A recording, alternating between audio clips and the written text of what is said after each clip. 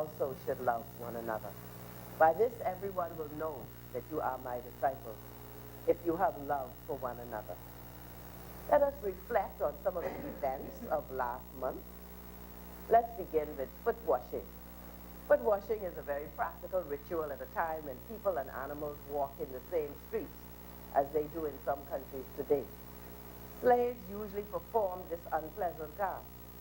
Our lesson is that we are to serve one another as Jesus did. What Easter action does this mean for you in your daily interactions with the community? What are our people's deepest needs? How do servant leaders exhibit humility while exercising authority? How are we allowing God to minister to our deepest needs so that as wounded healers we are also servant leaders? The second thing is the Eucharist. The establishment of the Eucharist or Holy Communion is another call to Easter action. It speaks of our attitude to worship. What do we consider sacred? How do we worship God? What religious rituals do we respect and participate in on a regular basis? How do we show reverence for God in our daily lives? How do we respond to the sacrifice of Jesus' very life? And thirdly, the Garden of Gethsemane.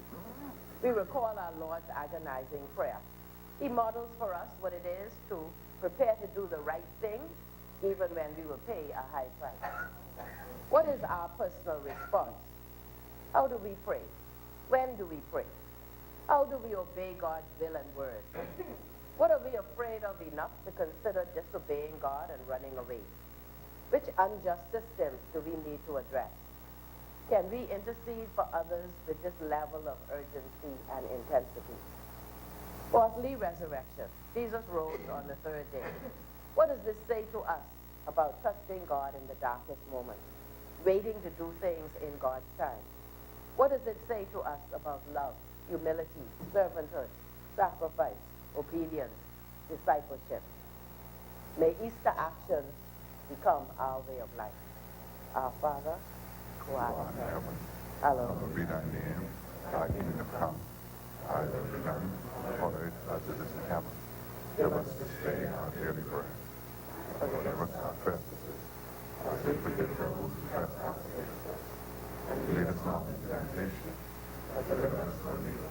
For thine is the kingdom, power, and glory, forever and ever.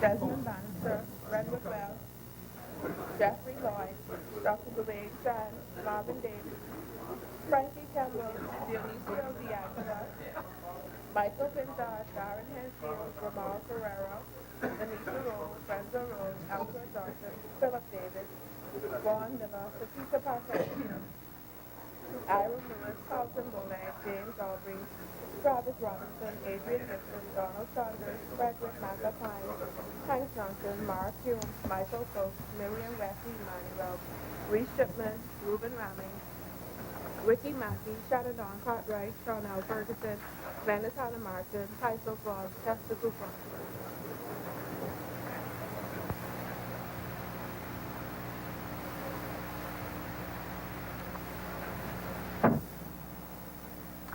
Good morning, honorable members.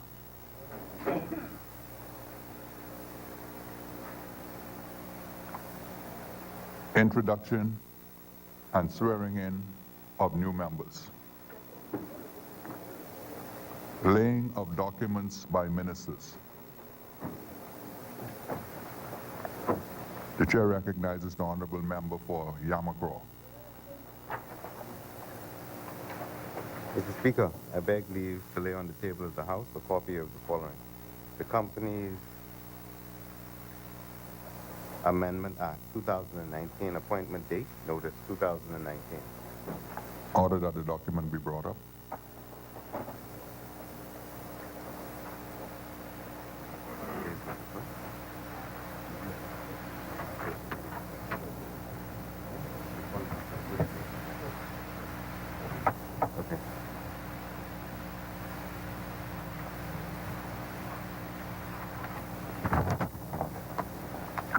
Order that the document do lie on the table. Further laying of documents by ministers. The chair recognizes the honorable member for St. Anne's. Thank you, Mr. Speaker. I beg leave to lay on the table the Industries Encouragement Approved Product Hopetown Canvas Order 2019. Order that the document be brought up. Canvas. Canvas, not canvas. The stuff you wear, not smoke. Order that the document do lie on the table. Further laying of documents by ministers. The chair recognizes the honorable member for St. Anne's. Mr. Speaker, I beg leave to lay on the table the Industries Encouragement Approved Manufacturer Hopetown Canvas Order 2019. Thank you. Order that the document be brought up. We've done the laying. Which one? Order that the document do lie on the table. Further laying of documents by ministers. No further laying of documents. Thank you, honorable member. Statements and communications by ministers. The chair recognizes the honorable member for Elizabeth. Thank you, Mr. Speaker. Mr. Speaker,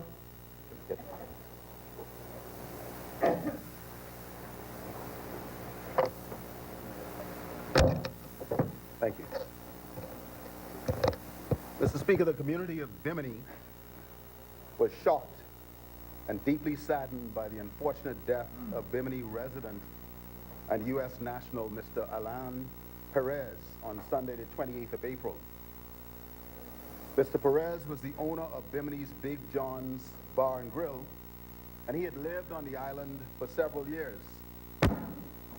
According to police reports, Mr. Perez was shot multiple times while at his residence shortly after 1 a.m. He was taken to the clinic on the island, but unfortunately succumbed to his injuries. The government of the Bahamas strongly condemns this random and heinous act of violence. It is unfortunate when these incidents happen anywhere in the world, and we are certainly saddened that such an incident took place on the island of Bimini. Mr. Speaker, I wish to address erroneous reports about the quality of health care that Mr. Perez received at the clinic in Bimini, and the mischaracterization of the clinic as inadequate. The clinic in Alistown, Bimini is well equipped and modern, and the services offered are appropriate for the needs of the community, which has a population of around 2,000 residents and welcomes thousands of visitors annually. The clinic is also staffed by a full-time Bahamian board-certified physician, supported by a qualified medical team. The facility is comparable to the facilities serving small communities in most countries.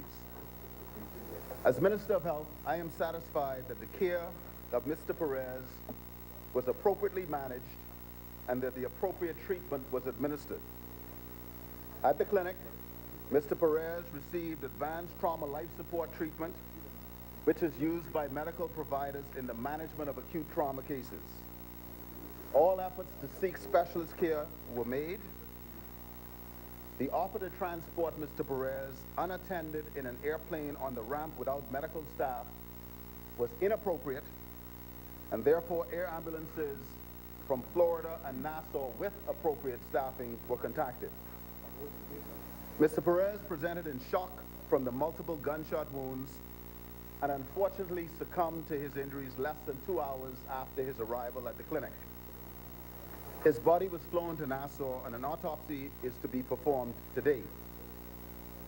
The situation surrounding the unfortunate death of Mr. Perez is under active investigation by the Royal Bahamas Police Force, which is using every available resource to bring this matter to a conclusion.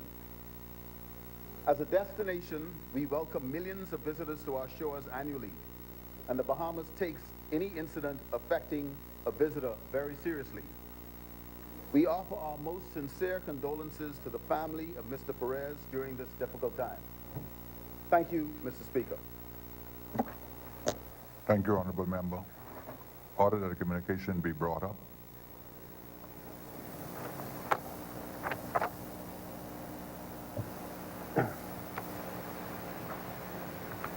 They got to walk out again. We'll come back in now. Order that the document do lie on the table. They gotta walk out again. Further statements and communications by ministers. The chair recognizes the honorable member for Elizabeth. Thank you, Mr. Speaker.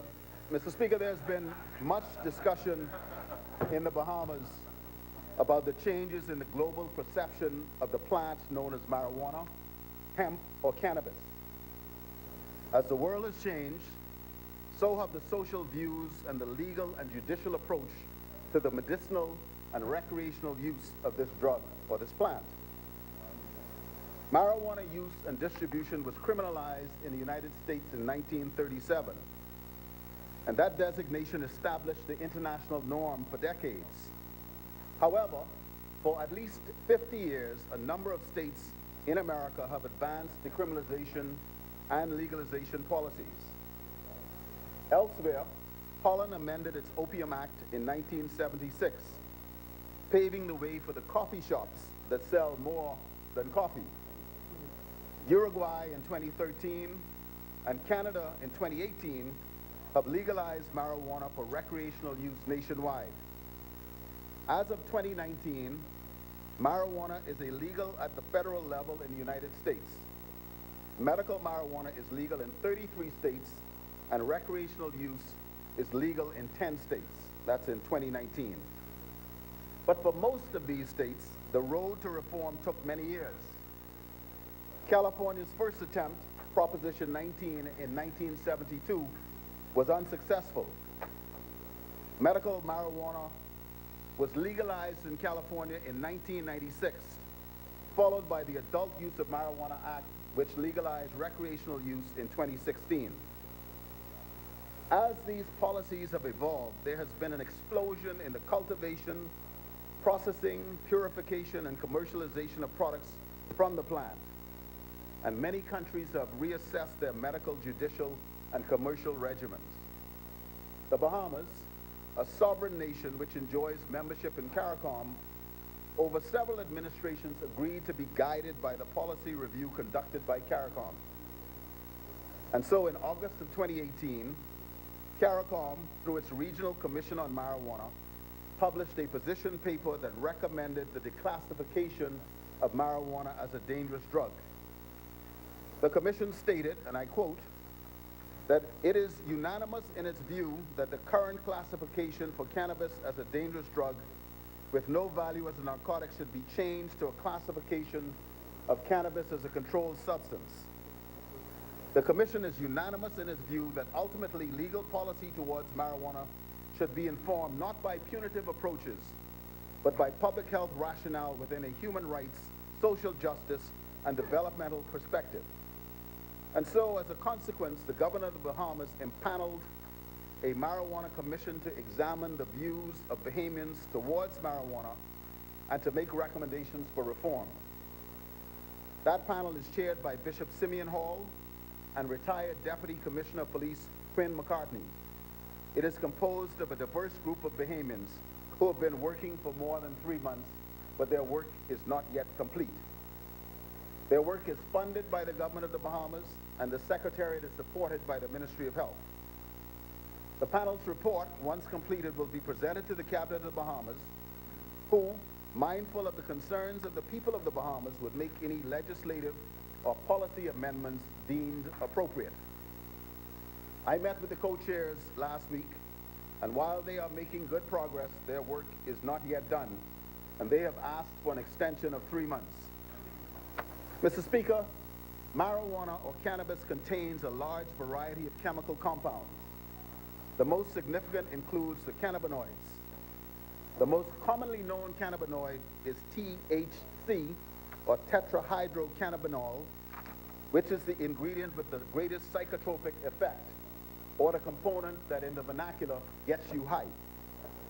The other well-known cannabinoid is cannabidiol, or CBD, which is considered to have potent medicinal effects. In 2019, CBD has become the hot new product being marketed as oil to be ingested, smoked, vaporized, or applied to the skin or hair. There is CBD-infused water, CBD gummy bears, CBD lollipops, CBD drops for beverages, breath mints, breath spray, etc.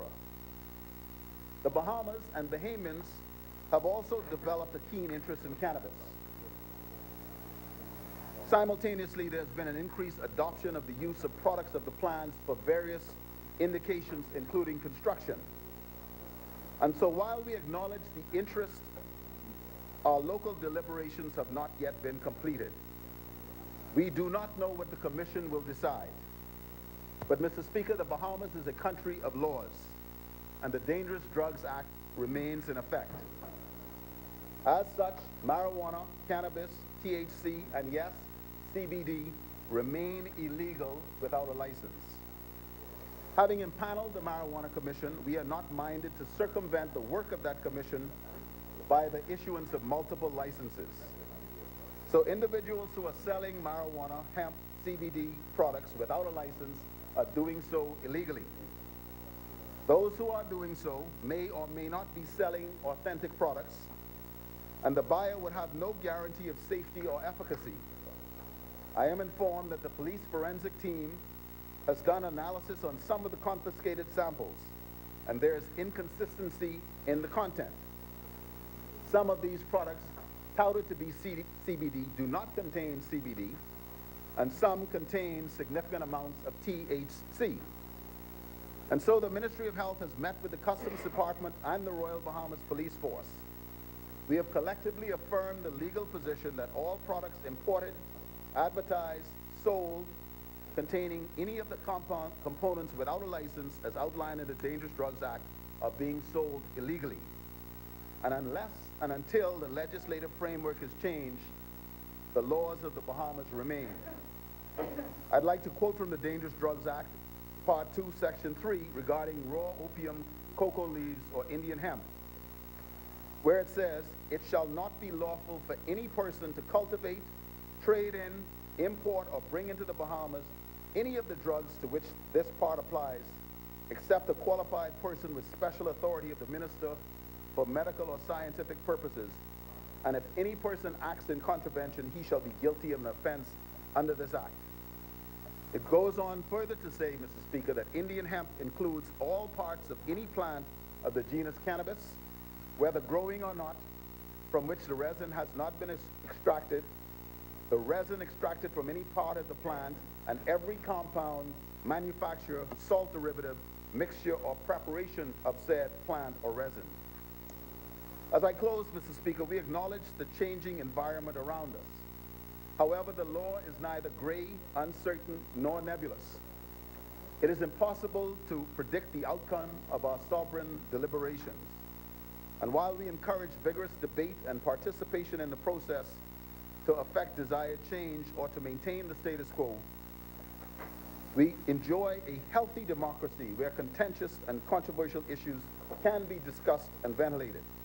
In the meantime, the public is urged to remain patient, because it is through this process that nation building continues.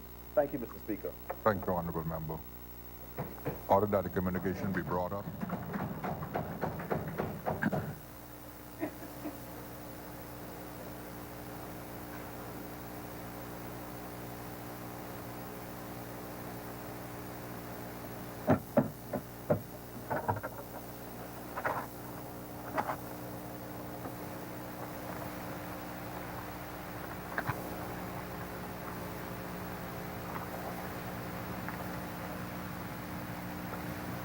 Order that the communication do lie on the table. Further statements and communications by ministers. Chair recognizes the Honorable Member for Bamboo Town. Mr. Speaker,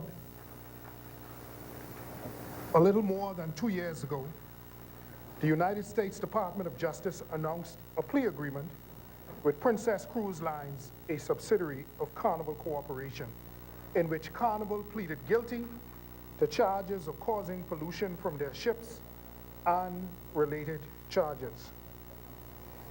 This plea agreement called for a massive $40 million penalty and for a 5-year probation period. During these 5 years, Carnival agreed to commit no further violations of any environmental law. And Carnival agreed to implement a broad environmental compliance plan, which included a U.S. court-appointed monitor and an audit report for each year of the probation. The pollution cited in these U.S. legal proceedings did not involve Bahamas flag ships and did not involve incidents taking place in Bahamian waters. The ship involved, the Caribbean Princess, was Bermuda flagged, and the pollution involved was in UK waters. UK. Mr. Speaker, however, some 3 weeks ago, the first annual report of the court-appointed monitor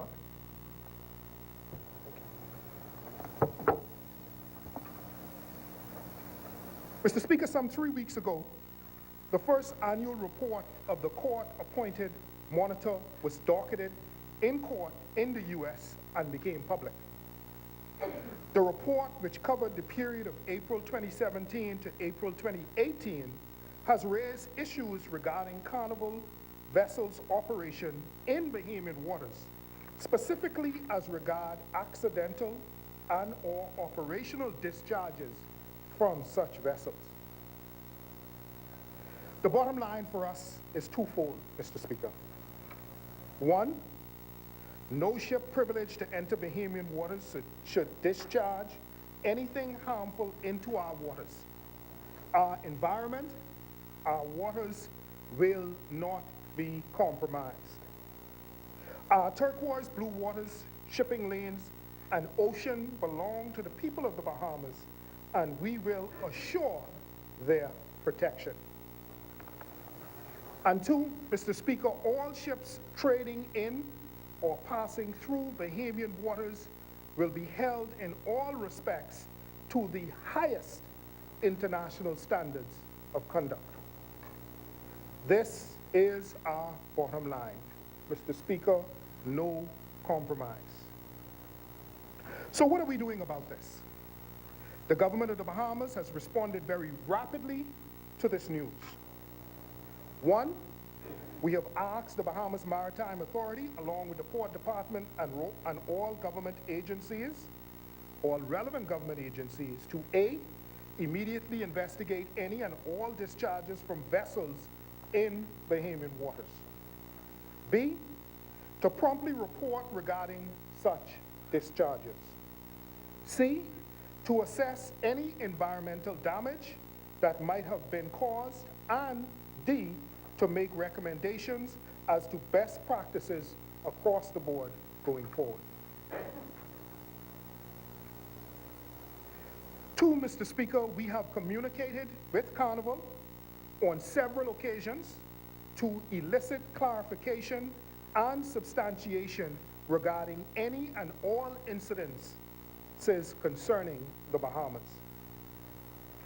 Three, we have now received from Carnival 2 records.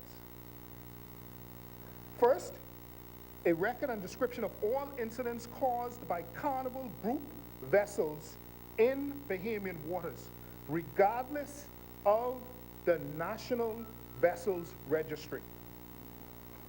And 2,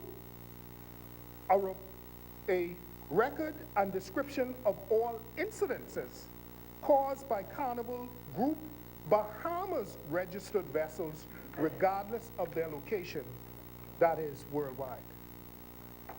These 2 records encompass year 1, April 2017 to April 2018, of Carnival's U.S. court-ordered operational audit, and year 2, April 2018 to 2019 of such audit. 4, we are processing, cross-referencing, and investigating this information using all of our resources. We will assess the technical and operational details of all key incidences. 5, Mr. Speaker, the Attorney General's office has engaged to assess the extent of criminality in these actions and to determine what remedies are available based upon Bahamian environmental protection laws and any applicable international maritime conventions and the law of the sea. This past Monday, I attended a joint task force meeting at the Office of the Attorney General, attended by the Attorney General and Minister of Legal Affairs, the Minister of Tourism and Aviation, the Minister of Agriculture and Marine Resource, the Minister of State for Legal Affairs, the Chairman, Deputy Chair, and Managing Director of the Bahamas Maritime Authority, Permanent Secretary and Acting Port Controller, Ministry of Transport and Local Government, senior legal officials in the Office of the Attorney General, and other senior government officials. The meeting established coordination amongst the ministries and government entities engaged in this accelerated investigative process. All of this has been accomplished in a matter of days of our being advised of possible issues. I reiterate our bottom line, Mr. Speaker, that one, no ship privileged to enter Bahamian waters should discharge anything harmful into our waters, our environment, our waters will not be compromised. And two, all ships trading in or passing through Bahamian waters will be held in all respects to the highest international standards of conduct.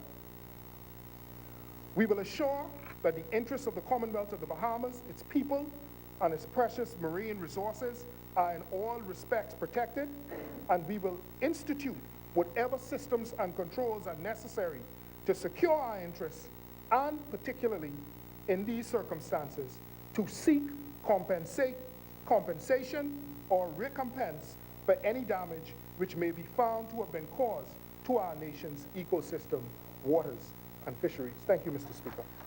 Thank you, Honorable Member. Order that the communication be brought up.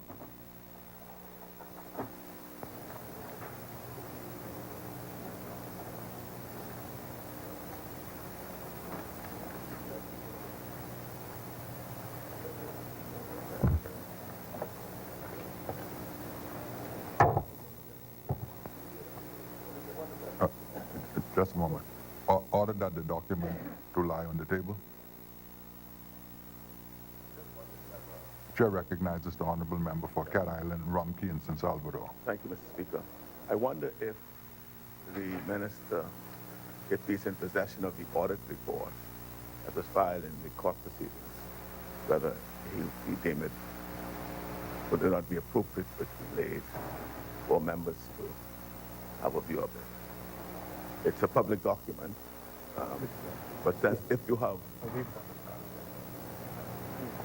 One is online. But it's online. Once it's public, I mean, I just thought it'd be...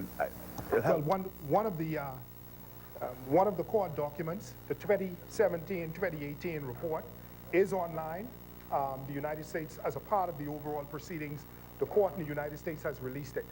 The second document that we are in possession of, that we requested from Carnival, that is in the U.S. court proceedings, that has not yet been released by the U.S. courts, but that we specifically requested. We are in possession of that document, and we are going through that document systematically to be able to assess issues that may have arisen in Bahamian waters. You have some incidences where in the report they would say that someone threw a room key overboard. All of those things are reported in the document. So it's over 200 pages. We are going through it, and as a part of our overall investigation. But we thought not to release it at this point in time because the United States court proceedings has not done so as yet. What I understand, the internal document that you are reviewing now, you prefer to keep that as part of your deliberation. That's not the one I'm asking about. It's one that's been made public, instead of us having to go look for it ourselves. And perhaps it ought to be, and it may be useful for posterity to bolster your communication that you lay that document. That's all I'm saying. If you don't want to, that's all right. I mean, we can find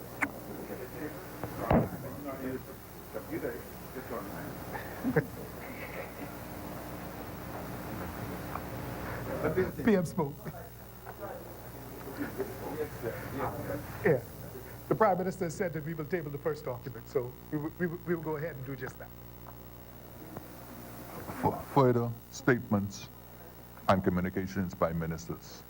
No further statements, Mr. Speaker. Communications by the clerk. Messages from the Governor General. Messages from the Senate. Motions for leave of absence, leave to resign seat, and new writs. Presentation of petitions. Presentation of reports of committees. The chair recognizes the honorable member for Cat Island, Rumkey, and San Salvador. Thank you, Mr. Speaker.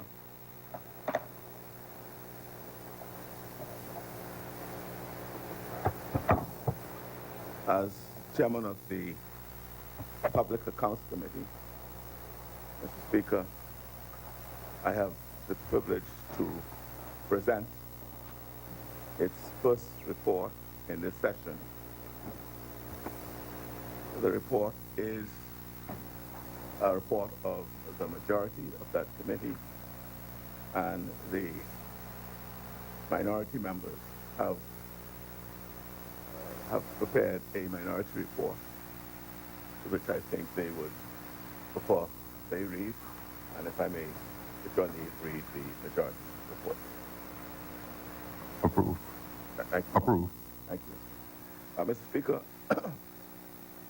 the Public Accounts Committee, duly appointed pursuant to Rule 13 of the Rules of Procedure of the House of Assembly, provided for by Article 55 of the Constitution of the Commonwealth of the Bahamas, delivers this report on its work during the current session of this Parliament.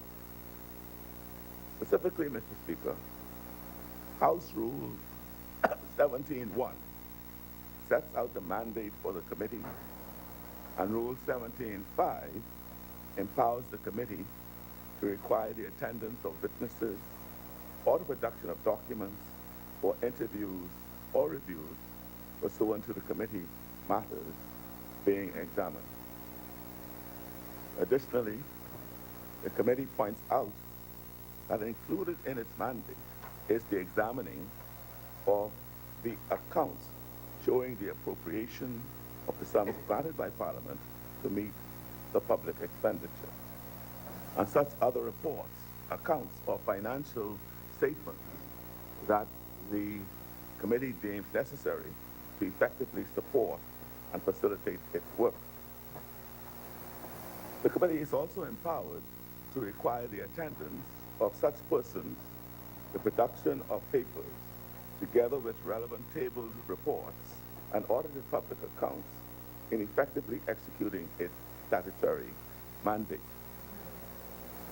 Be assured, Mr. Speaker, that at all material times, the work of the committee was guided by the usages, practices, and precedents of other parliaments and by Erskine May's parliamentary practice to the extent that they are consistent with the rules of procedure and can be applied to the proceedings of this House. Mr. Speaker, the Public Accounts Committee met for the first time during this parliamentary session on Tuesday, the 12th of September 2017 at 10 a.m. in the precincts of the House of Assembly. The specific issues the committee wanted to review were the conflict existing between the monetary authorities and the fiscal authority in respect to the calculation of the deficit. Members will recall that the Monetary Authority, the central bank, suggested that the budget deficit for the year 2017-2018 fiscal year was around $250 million. When the fiscal authority, the Ministry of Finance, suggested the same to be around $500 million. Of particular concern to the committee chair was that there was no mention by the governing side of a change in accounting principles and practices during the 2017-2018 budget debate, even though the government later explained that the difference in the budget deficit may be a change in accounting principles.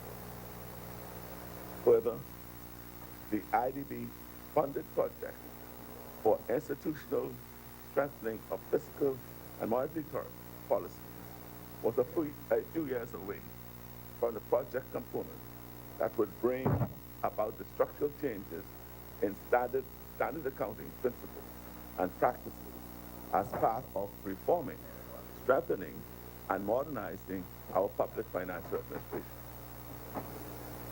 Pursuant to this pursuant to this, Speaker, a formal request was made to both the Financial Secretary and the Treasurer to provide all of the material that grounded their view that the deficit was what was expressed by the Minister of Finance. Additionally, the committee secretary was directed to write the Central Bank of the Bahamas, requesting all information and documentation that inform its decision as to the amount of the deficit.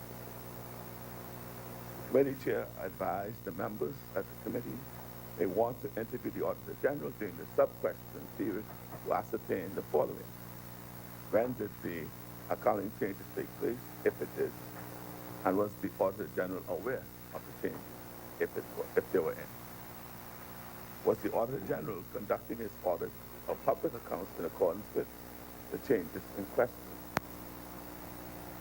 It is important to note that the formal requests made by the committee of the various government agencies, save and except for the central bank, were generally not complied with, and in at least one instance, defied. The committee was also concerned, Mr. Speaker, that the fiscal and monetary authorities were not on the same page, and it was necessary for the committee to get to the root of this discrepancy.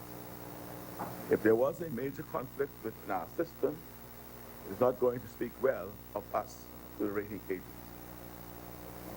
The committee also wished to look into the 2016 and 2017 summer school repairs program.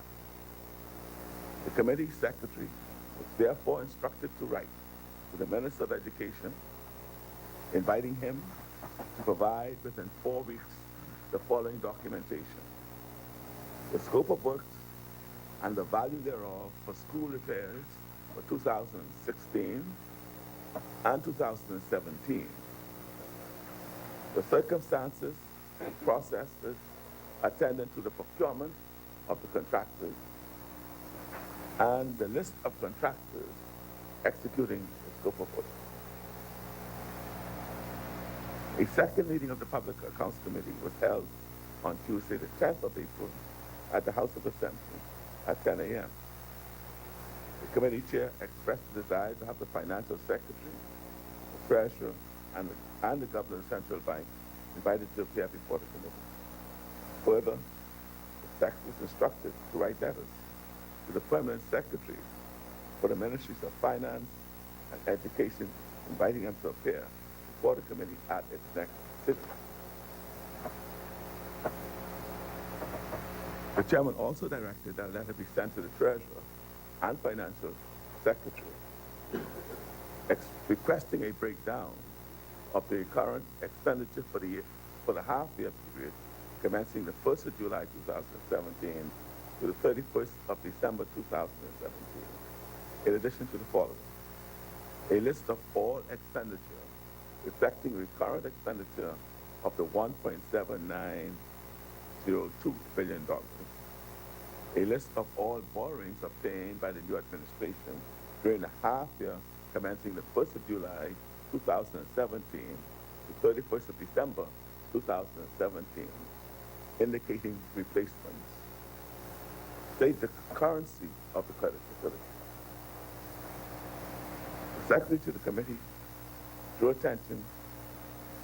attention of the committee a letter that was received from the committee member, Michael Folks, who was absent for the sitting of that committee meeting. And that letter is annexed to the report. In this letter, Mr. Folks questioned the power of the committee to examine public accounts that had not been audited by the Auditor General and tabled in Parliament. This was in light of the ruling handed down by former Speaker of the House, Dr. Kendall Major.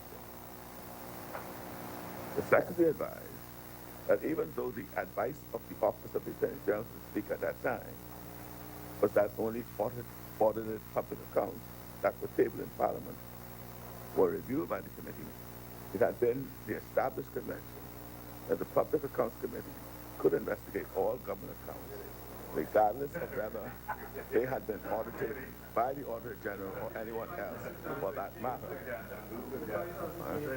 The Secretary to the committee further advised that Parliament authorized all government borrowings and was thus authorized to inquire as to whether those authorized funds had been spent in accordance with the terms for which the borrowings had been authorized. The Secretary further advised that the committee also had the right to determine if there is value for money in the expenditure of the borrowed funds. It is noted that the committee was further advised that the commission had the person taken by Michael Folks and the ruling of the chair, the chair being the former speaker, made it difficult for the committee to carry this function. So that was advised. So, Mr. Speaker, before addressing the actual communication, before addressing the actual communications from the committee to and responses from the relevant government agencies, it will be useful to discuss the ruling of the former Speaker, Dr. the Honorable Kendall Major, issued on the Wednesday the 13th of May 2015. That purportedly settled the powers of the committee, limiting its investigatory functions to reports of the Auditor General that have been laid before the House. This in the aftermath of the confusion arising from the audit report of small home repairs, the Small Homes Repair Program, and that ruling, Mr. Speaker, is at Annex 2.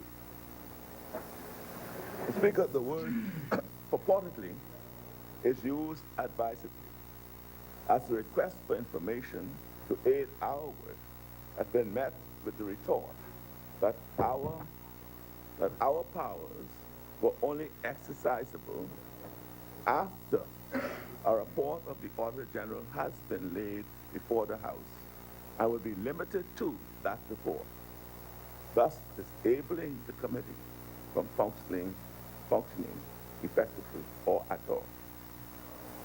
We have had the opportunity to consider the ruling, and the committee is of the view that the same does not have the effect relied upon by government agencies, and in any event, it is related to the peculiar facts and circumstances of the issue that therein arose. The committee provides its considered view. The committee provides its considered view on the ruling. The issue with respect to the functions and the exercise of the powers of the committee arose having regard to the circumstances in which a report which had been prepared by the Auditor General in respect of the accounts of the Urban Renewal Commission came to be made, and the fact that it had not been tabled in the House. Those are the circumstances. A report had in fact been prepared, but it had not been tabled in the House. The report, Mr. Speaker, had not been tabled in the House, and it found its way in the public domain. The committee embarked upon an examination of this report before it was tabled, and the Speaker rightly ruled in a manner consistent with Rule 17(1)(b) or D of the House Rules of Procedure. The powers of the committee did not permit an examination of an audit report by the Auditor General that was leaked and not tabled before the Honorable House. And that was the issue that the Speaker settled. Further, Mr. Speaker, the ruling did not mean that the powers and functions of the committee to subpoena, investigate, examine, and review public accounts and other such relevant documentation was thereby stripped. It is the committee's view that we are prohibited from examining a report of the Auditor General that is not before the House. So we are not departing from the ruling of the former Speaker. We are prohibited from examining a report compiled and prepared by the Auditor General if that report is not staged and taken before the House. So we are in agreement with the ruling. However, Mr. Speaker, the mandate of the committee is not only confined to reports of the Auditor General, but also to, amongst other things, the accounts showing the appropriation of the sum granted by Parliament to meet public expenditure. That is Rule 47(1)(a). This necessarily means that draft estimates of revenue and expenditure that is approved, commonly known as the budget, permits the committee to examine and report thereon. And I quote, to see that public monies are applied for the purpose described by Parliament, that extravagance and waste are minimized, and that sound financial practices are encouraged in estimating and contracting and in administration generally. That's a quote that comes directly out of Erskine May's 22nd edition at page 67. Pardon me? It's Erskine May's 22nd edition at 67. Right? And if you want to know what rule 47(1)(a) of our rules. Yeah, 47(1)(a). Right, and so, Mr. Speaker.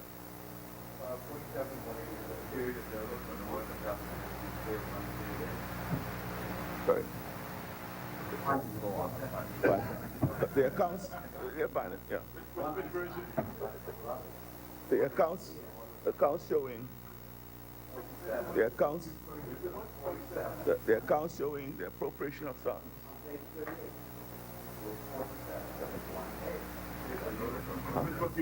That should be 17 instead of 47. Right.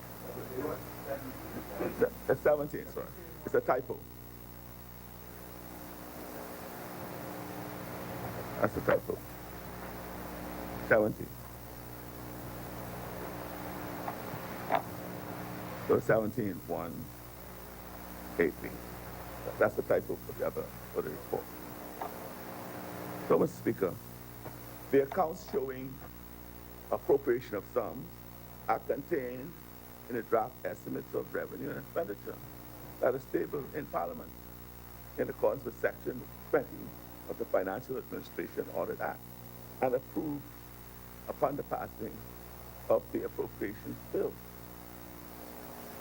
So we are entitled to review any matter that comes into appropriation.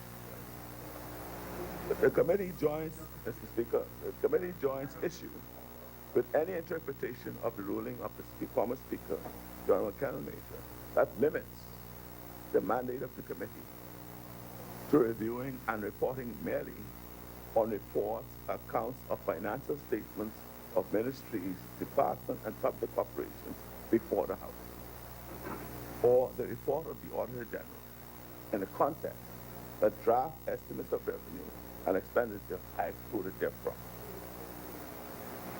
Mr. Speaker, that is our view, having considered the ruling. So, Mr. Speaker, we go to the work of the committee.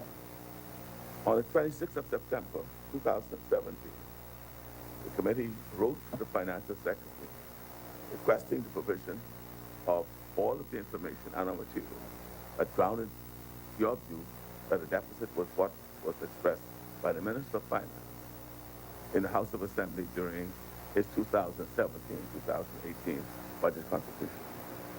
Our letter is at Annex 3 to the report. The Permanent Secretary in the Ministry of Finance responded on the 11th of October 2017, stating, the request by the Honorable Philip Davis, Chairman of the Public Accounts Committee, is most irregular, and it is the considered view of the Ministry of Finance that it has no obligation to the PAC to explain its estimates, notwithstanding the Minister of Finance will address the matter in the House of Assembly. As for our identical request to the Governor of the Central Bank of the Bahamas, the Central Bank head has this to say. The Central Bank does not by intention or practice contest the remark of the Minister of Finance in relation to the budget communication.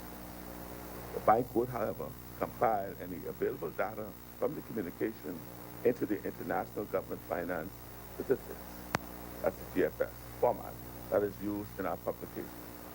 The Governor went on to say that the Central Bank data are processed from information received from the public treasury, and that the data only covers actual revenue and expenditure that have been recognized by the Treasury, which up to the date of the bank's September 2017 publication has not covered the entire 2016 to 17 period.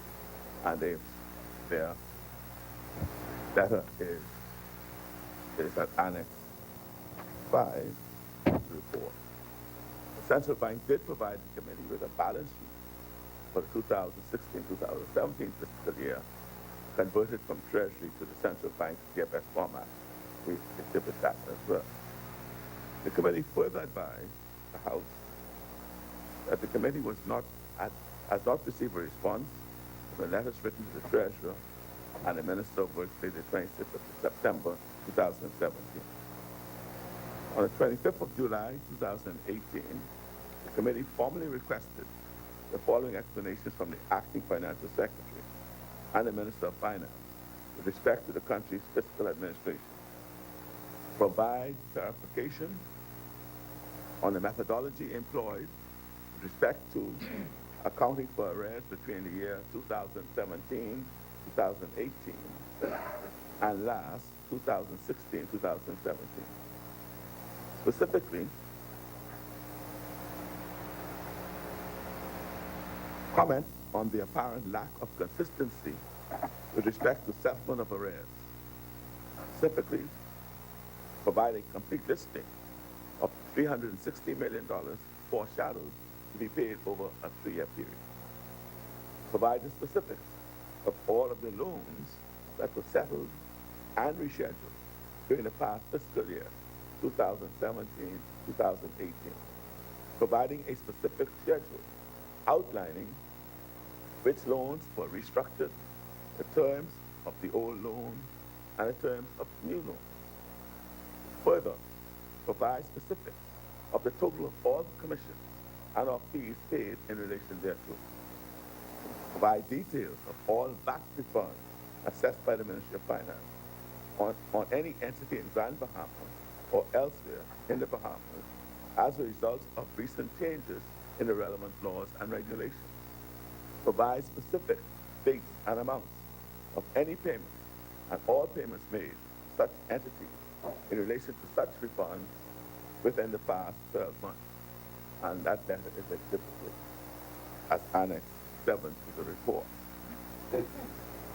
The Ministry of Finance later responded that it was not obligated to comply with the formal request made by the Committee. On the 16th of January 2019, the committee requested the assistance of the Auditor General, providing audited accounts of financial statements of ministries, departments, public operations for the House for the calendar year 2012-2018. The Auditor General later replied and requested reports for all presented to and are therefore in the possession of the House of Assembly. Mr. Speaker, did not receive a response or cooperation from the Financial Secretary to our request facilitating our work, or from IAD, or from the Ministry of Education in respect to the summer school repairs in 2016 2017. In conclusion, Mr. Speaker, the work of the committee has stalled as a result of the interpretation of this ruling.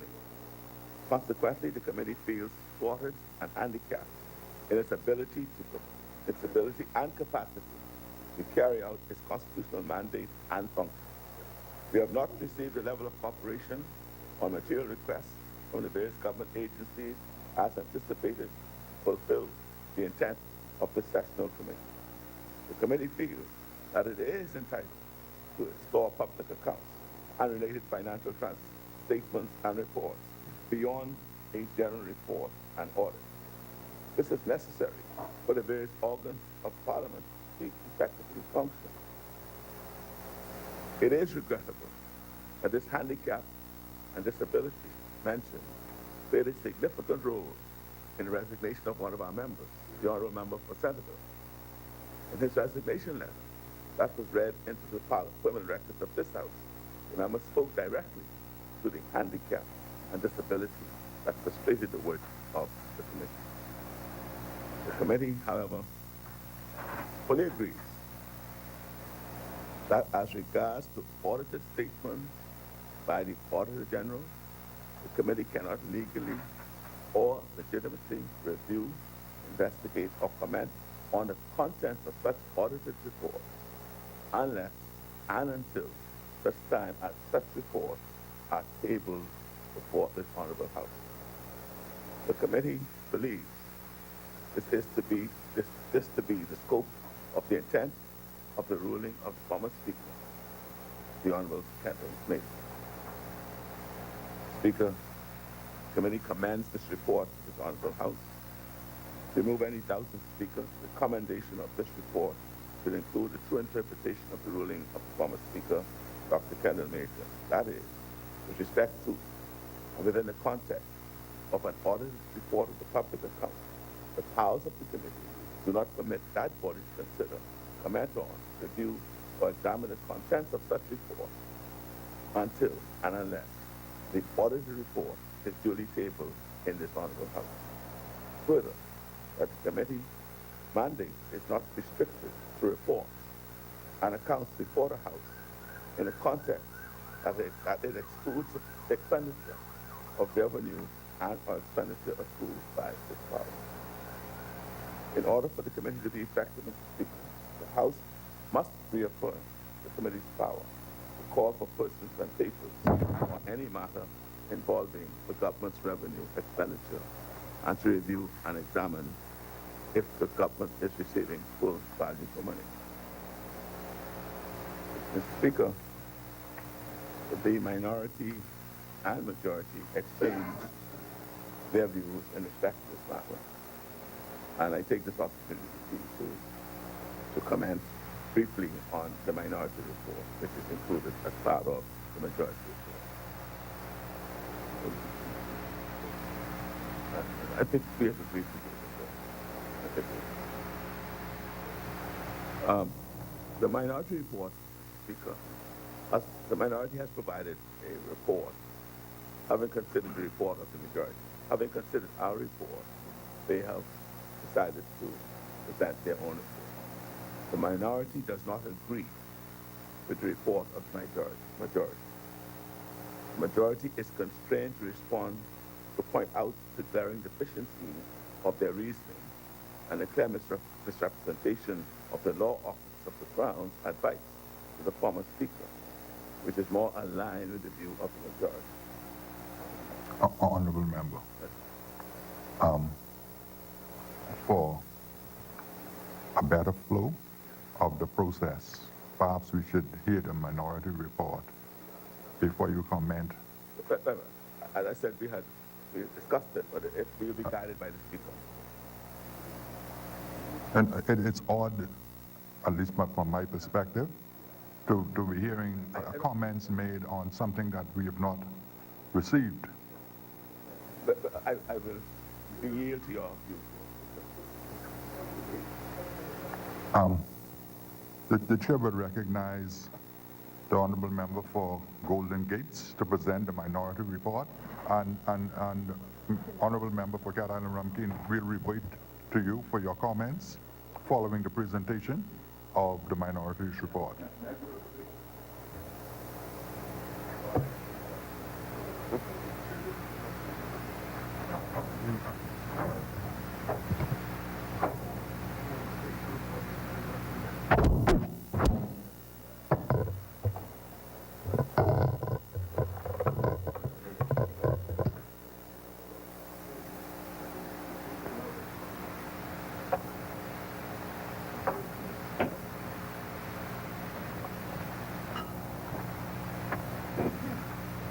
Honorable member for Golden Gates, before you proceed, are you proposing in your presentation to make comments on the majority report? Yes, we do, Mr. Speaker. Yes, we do. Yes, we do. Yes, we do. Proceed. We do. Indeed. That's exactly what we're doing. Proceed. That's precisely what we're doing, Mr. Speaker. Yes. Thank you. Thank you, Mr. Speaker. Mr. Speaker, I rise on behalf of the minority of the Public Accounts Committee. As the honorable member for Cat Island, Rumkin, San Salvador has indicated to this honorable House, the minority, which includes myself and the honorable member Adrian Gibson, who was appointed to the committee just last month, we were not in agreement with the position of the majority. And so, in essence, in a lot of ways, our minority report really answers the majority report and their view. The majority report, in paragraphs 1 and 2, sets out the relevant PAC rules, including Rule 13 of the Rules of Procedure for the House of Assembly, provided for by the Constitution of the Commonwealth of the Bahamas, and Rule 17.1 that sets it out. That sets out the mandate for the committee, and Rule 17.5, which empowers the committee to require the attendance of witnesses or the production of documents for interviews or reviews pursuant to the committee matters being examined. And a lot of this we heard just now. The majority report in paragraph 3 points out that, quote, included in his mandate is the examining of the accounts, showing the appropriation of the sums granted by Parliament to meet the public expenditure, close quote, and such other reports, accounts, or financial statements that the committee deems necessary to effectively support and facilitate its work.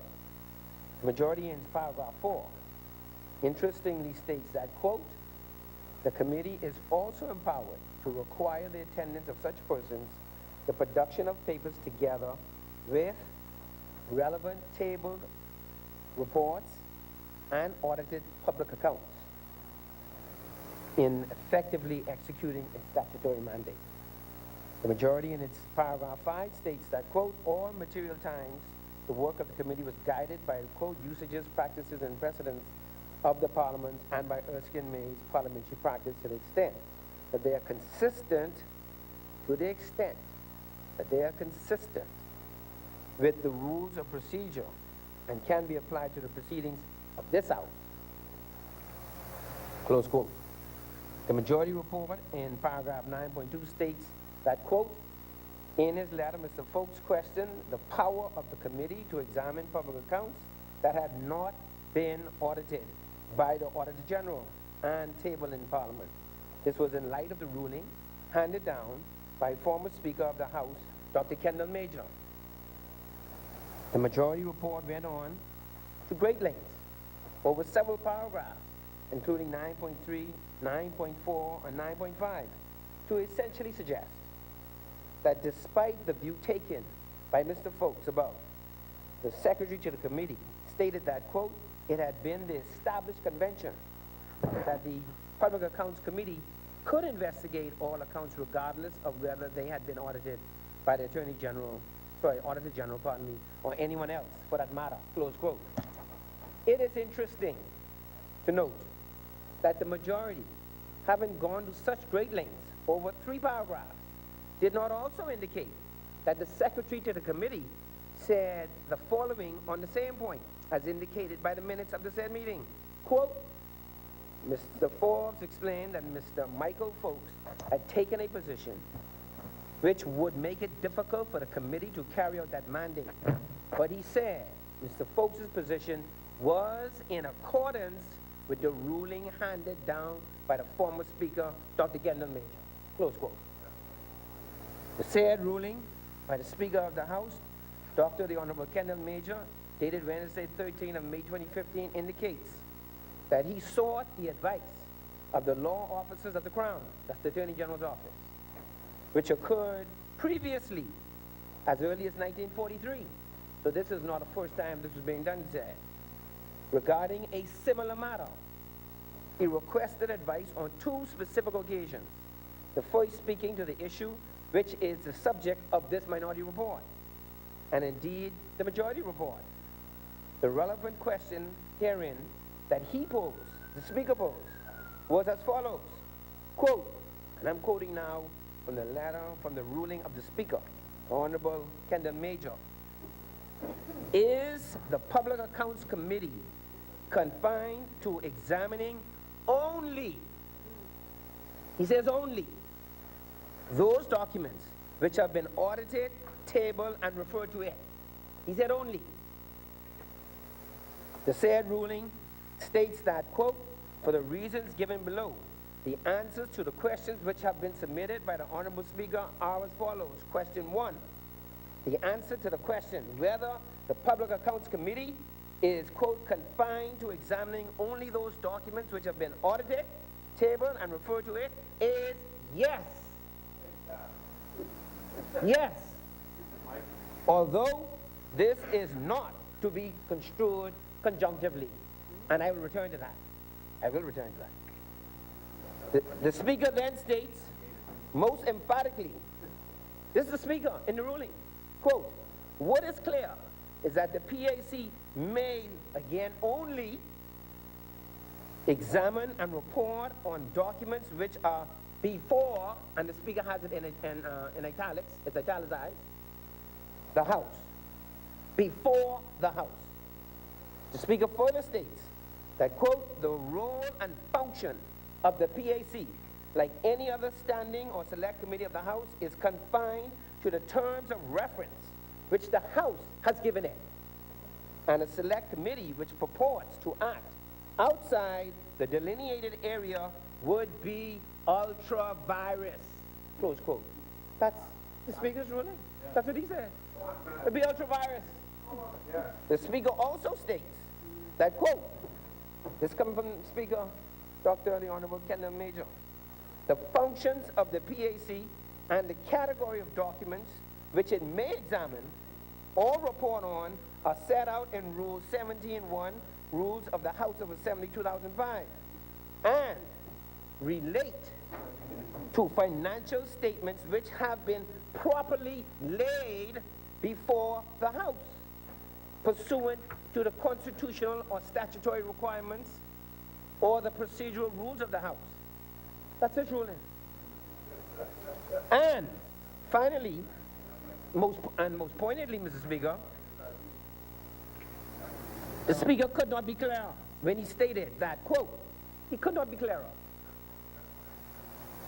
Quote, as the audit report pursuant to which the PAC is purporting to exercise powers to send for, quote, persons, papers, and records, has in fact not been tabled or laid before the House, the PAC cannot take cognizance of it, cannot, nor exercise any of its investigative powers in respect of it without a specific reference from the House by way of resolution. As we indicated above, the said ruling is clear, is unambiguous, it's pointed, and addressed the gravamen of the matter, the real and true issue at hand. The Speaker left no opportunity for any reasonable doubt. Reasonable doubt. Now, people want to doubt without good reason, that's another matter. But for any reasonable doubt as to the question, its answer, having regard to the real, true, and authentic issue at hand. The PAC only has a legitimate function as to reports of financial statements or audit reports that have been laid before the House, clearly and undeniably, based on the Speaker's ruling, based on the Speaker's ruling of this House, which has not been changed or modified or otherwise dealt with. The PAC has absolutely no other function. It's to act otherwise, as the ruling states, would be ultra virus. That's what the ruling says, Mr. Speaker. The majority report in paragraph 10.2 makes a completely fallacious assertion, which is baseless, unfounded, without merit, and devoid of any foundation whatsoever, when it states that such an interpretation of the said ruling disables the committee from functioning effectively at all. How could that be? How could that be? It is the minority's view that nothing could be further from the truth. And we know so, undeniably, and without any reasonable fear of contradiction. The inconvenient reality for the majority is that since this new parliament in May 2017, and the public really needs to hear this, there has been, Mr. Speaker, since May 2017, there has been no less than 21 audited reports by the Auditor General that have all been laid before this House, all in this 2017 session.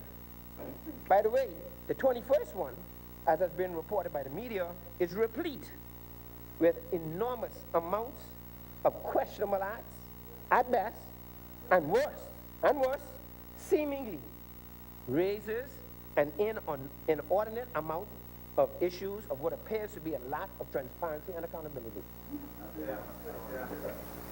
To say the absolute least. But, just as has occurred with the previous 20 audited reports by the Auditor General, no inquiry, no investigation has been made of them. To date, 21 audited by the Auditor General and laid before this House. No inquiry at all. But we won't go on a fishing expedition, as has been explained. With such glaring concerns as reported on the National Sports Authority, the 21st report, there again appears to be no plan to commence or initiate any inquiry or investigation of the performance and actions or lack thereof of that authority for the period as reported, July 2011 to December 2017. That was tabled here. We all have it. No inquiry. No, not even a suggestion as a date when we may even have a discussion about inquiry. Nothing.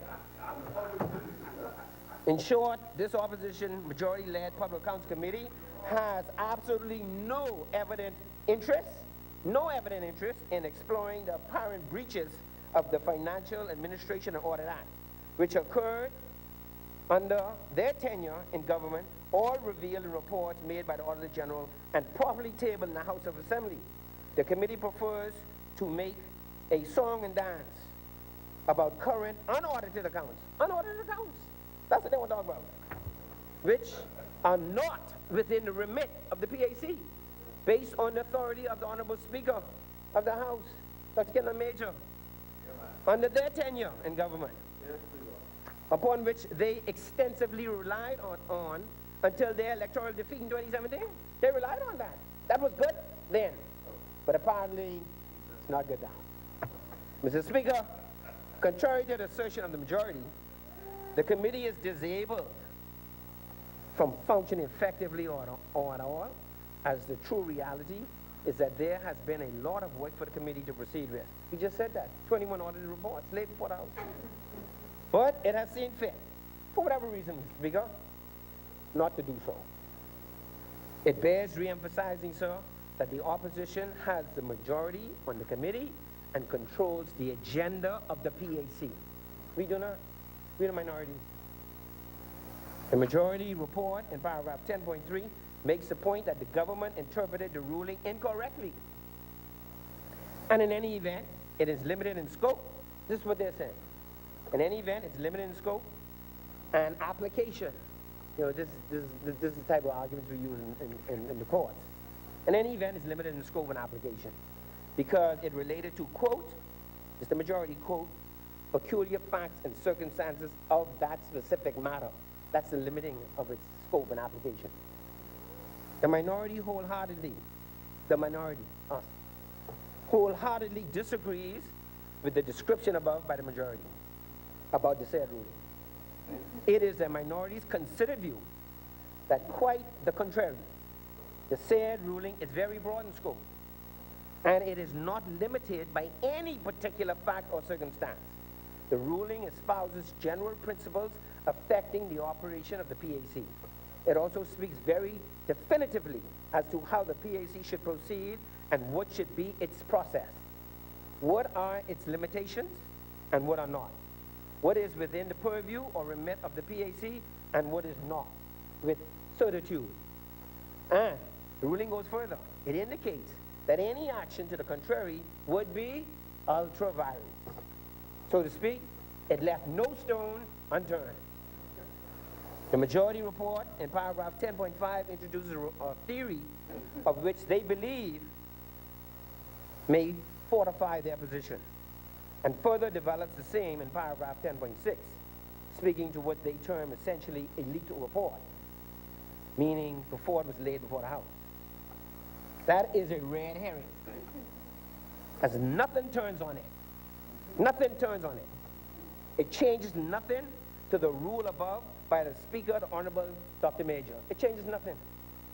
Whether a leaked report or not, and by the way, there's nothing peculiar if the said report was leaked, it changes nothing as regards the application of the clearly stated and enunciated rule. It changes nothing. That's a red herring. The minority agrees with the majority as to paragraph 10.7 with one amendment. And we add this to their statement in 10.7. Quote, wherein the account at issue has been audited and laid before the House or referred to the committee by the House or on any law. And that comes directly from the rules of the House. The majority report as to paragraphs 10.8, 10.9, 10.10, each of them and collectively, Mr. Speaker, run afoul of the said ruling because Speaker, Dr. the Honorable Kendall Major, very clearly uses the word, as I said earlier, only. He stated, what is clear is that the PAC may only examine and report on documents which are before the House. The majority report in paragraph 10.10 uses the word, as opposed to only, they use merely. But the ruling does not say that. It doesn't suggest it, it doesn't intimate it, it doesn't infer it, it only says only. The majority report in 11.0, 12.0, 13.0, 14.0, 15.0, 16.0, 17.0, 18.0, 19.0, having regard to the said ruling, addresses what would, in the minority's view, be ultra-vires, pursuant to the said ruling, and thereby of no consequence in any way, form, or fashion. In conclusion, Mr. Speaker, the majority report, again in paragraph 20.0, addresses the issue of what it terms the work of the committee being stalled. The work of the committee being stalled. Further, as a result, the majority is of the view that the committee's work is thwarted and handicapped. This is their view. We heard that just now. Stalled, thwarted, and handicapped in terms of its ability and capacity to carry out its constitutional mandate and function. The minority finds the conclusion by the majority above, just stated, most unfortunate and indeed distressing. They have raised this issue early in their report, and as stated earlier, it is completely without merit and baseless. The true reality is that 21 audit reports by the Auditor General, Mr. Speaker, have been tabled in this House since May of 2017. They include, as we stated earlier, the most recent one being the 21st, about the National Sports Authority, with seemingly many issues that ought rightly concern the majority, and indeed all right-thinking behemoths, Mr. Speaker. As they state in their report, they want to ensure there is value for money and government expenditure. Well, that ought to concern them, if in fact that is their view. Moreover, there are 20 other audited reports that have been tabled before the House with no action on them at all by the PAC. Mr. Speaker, they include the Auditor General's report on the Ministry of Foreign Affairs, the Embassy of the Bahamas in Havana, Cuba, for the period January 1st, 2014 to June 30, 2016. No investigation, no inquiry, nothing. The Auditor General's report on the Ministry of Foreign Affairs, Embassy of the Bahamas, Port-au-Prince, Haiti, for the period January 1st, 2014 to May 31st, 2016. No inquiry, no investigation, nothing. The Auditor General's report on the Ministry of Foreign Affairs, Bahamas Consulate General Office in Washington, for the period January 1st, 2014 to June 30, 2016. No investigation, no inquiry, nothing. The Auditor General's report on the Ministry of Foreign Affairs, Bahamas Consulate General Office in Atlanta, Georgia, for the period January 1st, 2014 to July 20, 2016. No inquiry, no investigation, nothing. The Auditor General's report on the Ministry of Foreign Affairs, Bahamas Consulate General Office, New York, for the period July 1st, 2014 to July 29, 2016. Again, no inquiry, no investigation, nothing. The Auditor General's report on the Ministry of Foreign Affairs payment, SIC, SIC, mission to the United Nations, New York, for the period July 1st, 2014 to July 29, 2016. Again, Mr. Speaker, no inquiry, no investigation, nothing. The Auditor General's report on the Ministry of Foreign Affairs, Bahamas Embassy, Beijing, China, for the period January 1st, 2014 to May 31st, 2016. Again, Mr. Speaker, no inquiry, no investigation, nothing. The Auditor General examination of the accounts for the Registrar General Department for the period July 1st to 2014 to June 30, 2016. Again, Mr. Speaker, no inquiry, no investigation, nothing. The Auditor General's report on the Ministry of Foreign Affairs, the Embassy of the Bahamas, Washington, D.C. for the period July 14 to June 2016. Again, Mr. Speaker, no inquiry, no investigation, nothing. The Auditor General's report on the Royal Bahamas Defense Force Ministry of National Security for the period July 1, 2013 to June 30, 2015. Again, Mr. Speaker, no inquiry, no investigation, nothing. The Auditor General's report on local government expenditure accounts, West Grand Bahama, for the year ending June 30, 2016. Again, Mr. Speaker, no inquiry, no investigation, nothing. Nothing. The Auditor General's report on revenue accounts for the central government, West Grand Bahama, for the year ended June 2016. Again, Mr. Speaker, no inquiry, no investigation, nothing. The Auditor General's report on expenditure accounts of the Ministry of Transport Department, Grand Bahama. Again, Mr. Speaker, no investigation, no inquiry, nothing.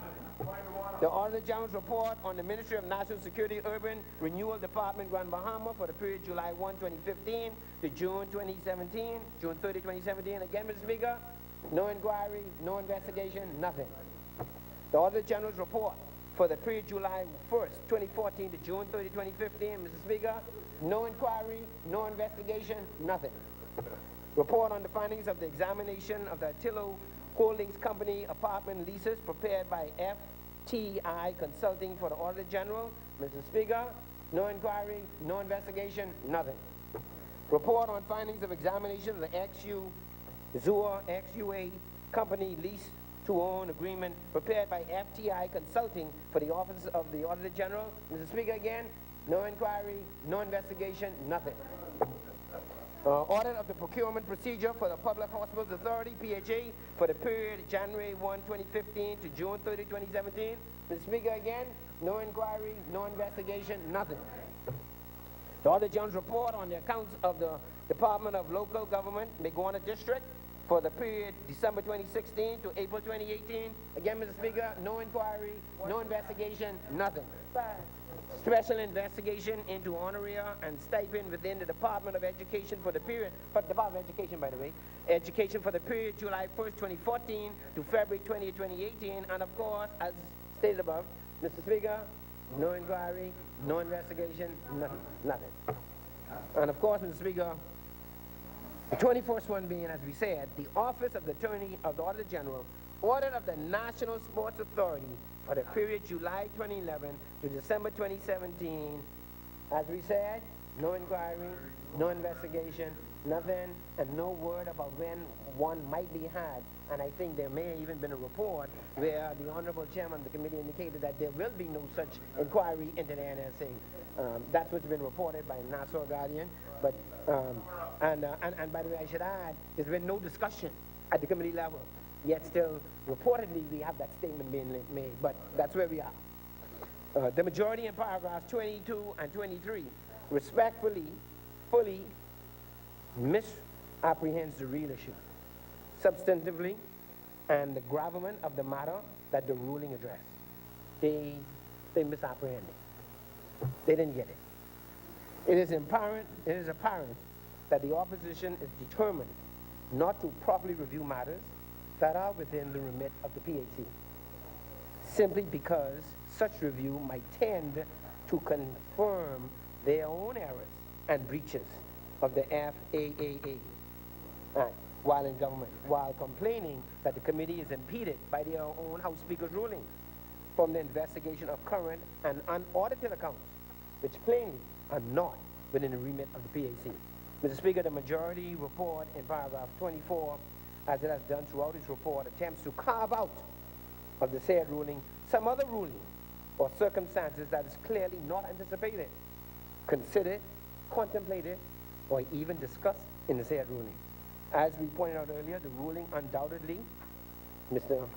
Honorable Dr. Major's ruling, undoubtedly uses the word quote-unquote only, and the majority does not have the option to ignore the word. It does not have that option to ignore that word or attempt to replace the same word with merely, simply because the ruling does not indicate that. The ruling is the ruling. Mr. Speaker, contrary to the majority's report's assertion in 25, paragraph 225.0, it is quite able to be quote-unquote effective. However, the minority would assert that it must do so within the confines of the said ruling. Otherwise, it has no prohibition and is not prevented, stalled, or thwarted from doing its proper work at the appropriate time and under the relevant procedures and process pursuant to the said ruling. In fact, we have pointed out above that there are 21 reports that have been tabled before this House, and the committee has the power today, the committee has the power today to call for persons, for papers, and records regarding same as they pertain to government revenue and expenditure to determine, as they say, the value for money. Was it received or not? That can be done today. And the 21 reports. We can do that today. We can meet tomorrow and do it. Comments on the majority's reply to the minority report. Mr. Speaker, in regard to the process we've determined here, you've determined these are comments now in reply to their. What we did was we did a reply to their reply, and so I don't know if you wanted to do it. You want me to? No, honorable member. The next item on the agenda is the adoption of the reports of the committee. And once we put the motion on the floor for that, both of you will have the opportunity to make those comments at that time. I think that would be the proper procedure. So the very next step on the order of business, after presentations of the reports of the committee, is the adoption of the report. So, honorable member for Cat Island, Rumkey, and San Salvador, if you wish to lead that off by making the motion and then making your comments with respect to the minority's report. The chair recognizes the honorable member for Cat Island, Rumkey, and San Salvador. Mr. Speaker. And honorable members, we are now at adoption of reports of committees. First of all, Mr. Speaker, I move that the majority report of the PAC committee be adopted. Honorable member for Golden Gates. Yes, Mr. Speaker. Okay. Is there a seconder? Honorable members, it has been moved and seconded that the majority report of the Public Accounts Committee be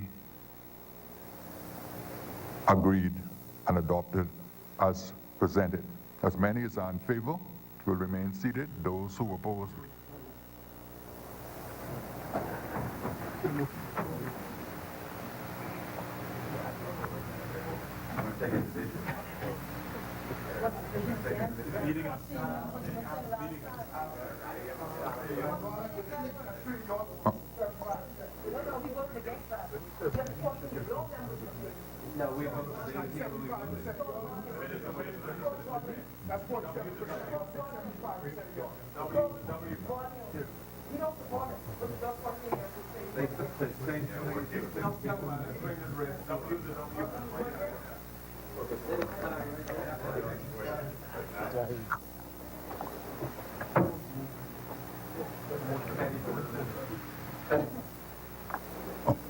Honorable members, That's exactly what you're doing right there. You want to give it honorable members, it would appear from the position of the House that the report is not adopted by a majority vote. That is the majority's report.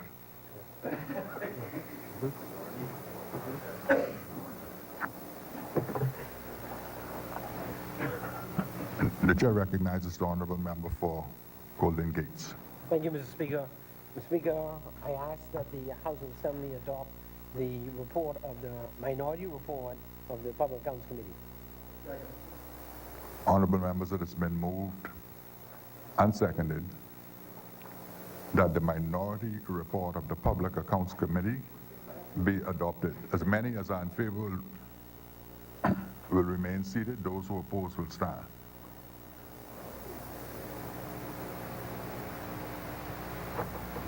The minority report of the Public Accounts Committee has been adopted by a majority vote.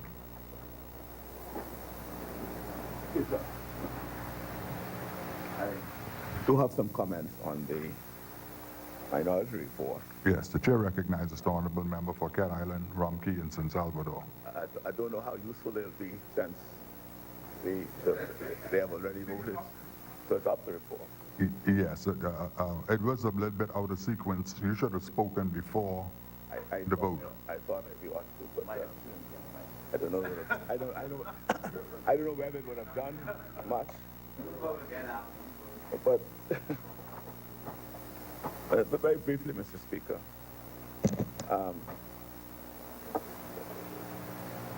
the minority acknowledges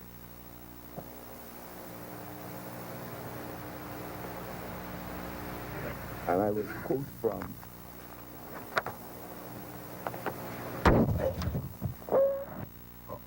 Honorable member, just before you proceed so that we could have the procedure in the proper sequence going forward, on both reports, order that both reports be brought up. And I confirm that my comments on the minority report is contained in the majority report. Yes.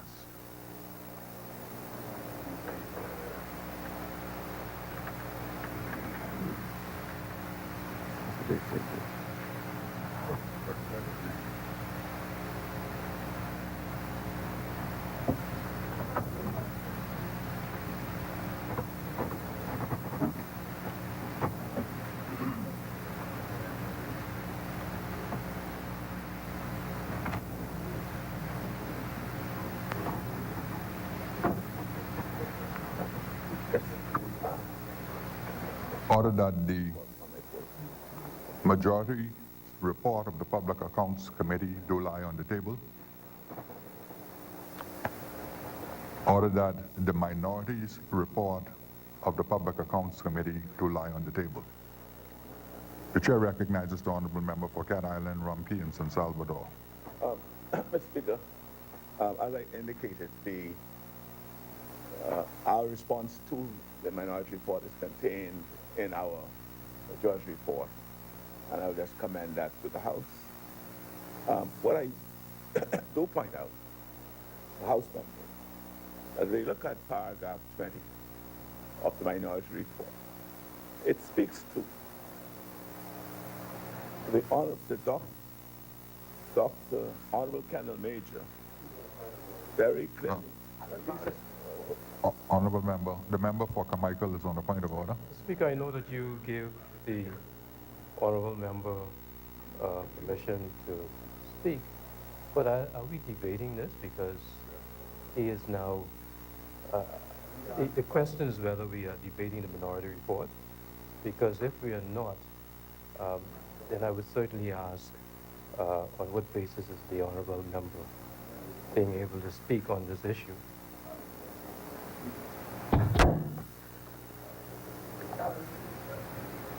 We went ahead of ourselves.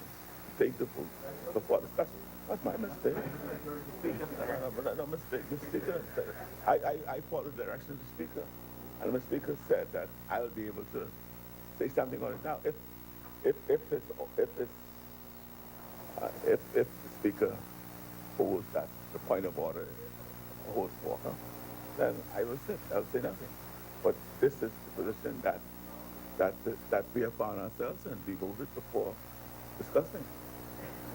Honorable Member for Cat Island, Romkins, and Salvador, the chair had given its word that you would be permitted to speak. And Mr. Speaker, And so I trust that you would be brief. Mr. Speaker, that wasn't part of it. As someone would say, that was not part of the deal, so I just said, I cannot be brief in the matter. I cannot be brief. I think that the reports speak for themselves. They're written, and I appreciate that right-thinking person reading the report, but appreciate what in effect has happened. I have no doubt, and I rest my case to the general public who will understand what these reports say. I just like to point out, Mr. Speaker, that I did write to you on the 15th of April, and I'll ask you to take into consideration what has been said and determine whether the Speaker will take the matter up in accordance with the letter I wrote at some point in time. I commend my letter to you. Thank you, Honorable Member. The chair acknowledges receipt of a letter from the chairman of the Public Accounts Committee dated the 15th of April, 2019.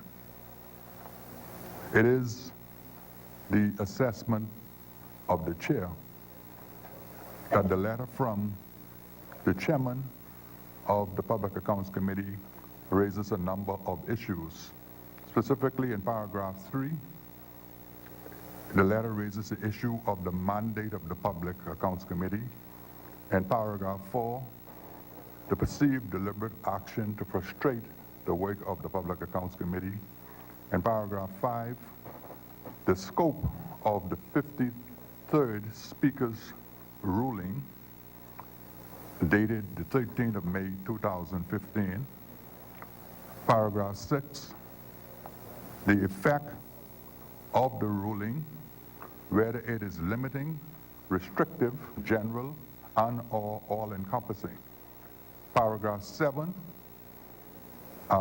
seeks a resolution of the contentious and contending effect of the 53rd Speaker's ruling. And as a consequence of the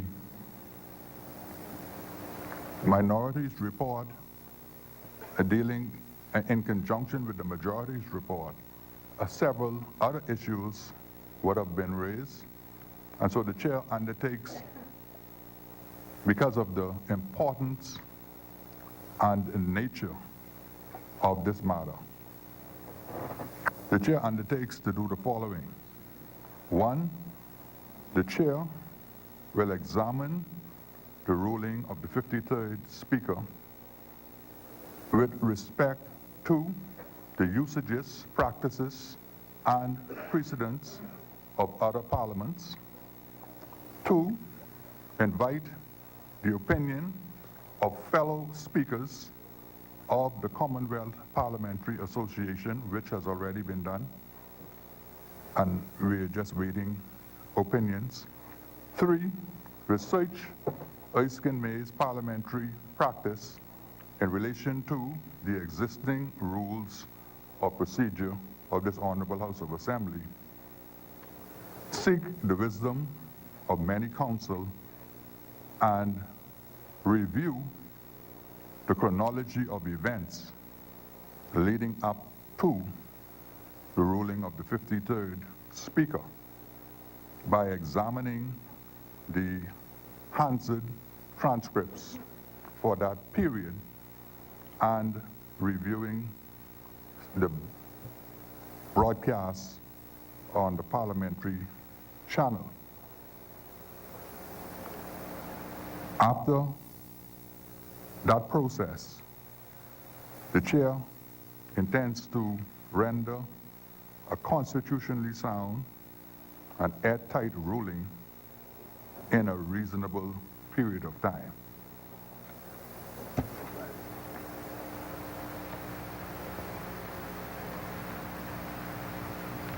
First reading of bills. The chair recognizes the honorable member for Yamacraw. Mr. Speaker, I beg leave to introduce and have read for the first time a copy of a bill for an act to amend the anti-terrorism bill to provide for the definition of designated entity and the offense of proliferation and the financing of proliferation in respect to reporting requirements.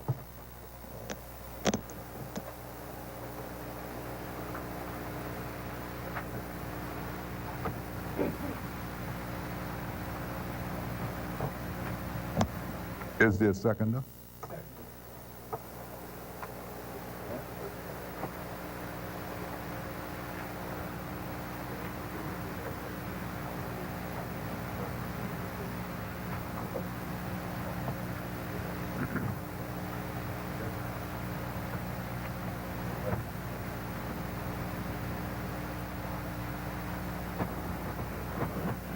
Honorable members, it has been moved and seconded that the following bill be read for the first time.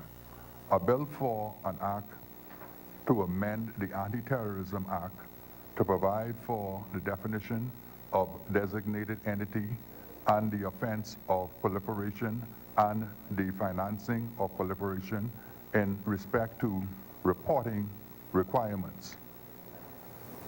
As many as in favor will remain seated. Those who oppose will stand. Order that the bill be read for the first time. A bill for an act to amend the Anti-Terrorism Act to provide for the definition of designated entity and the offense of proliferation and the financing of proliferation in respect to reporting requirements. Further first reading of bills. Second reading and committal of bills. The chair recognizes the honorable member for Bamboo Town.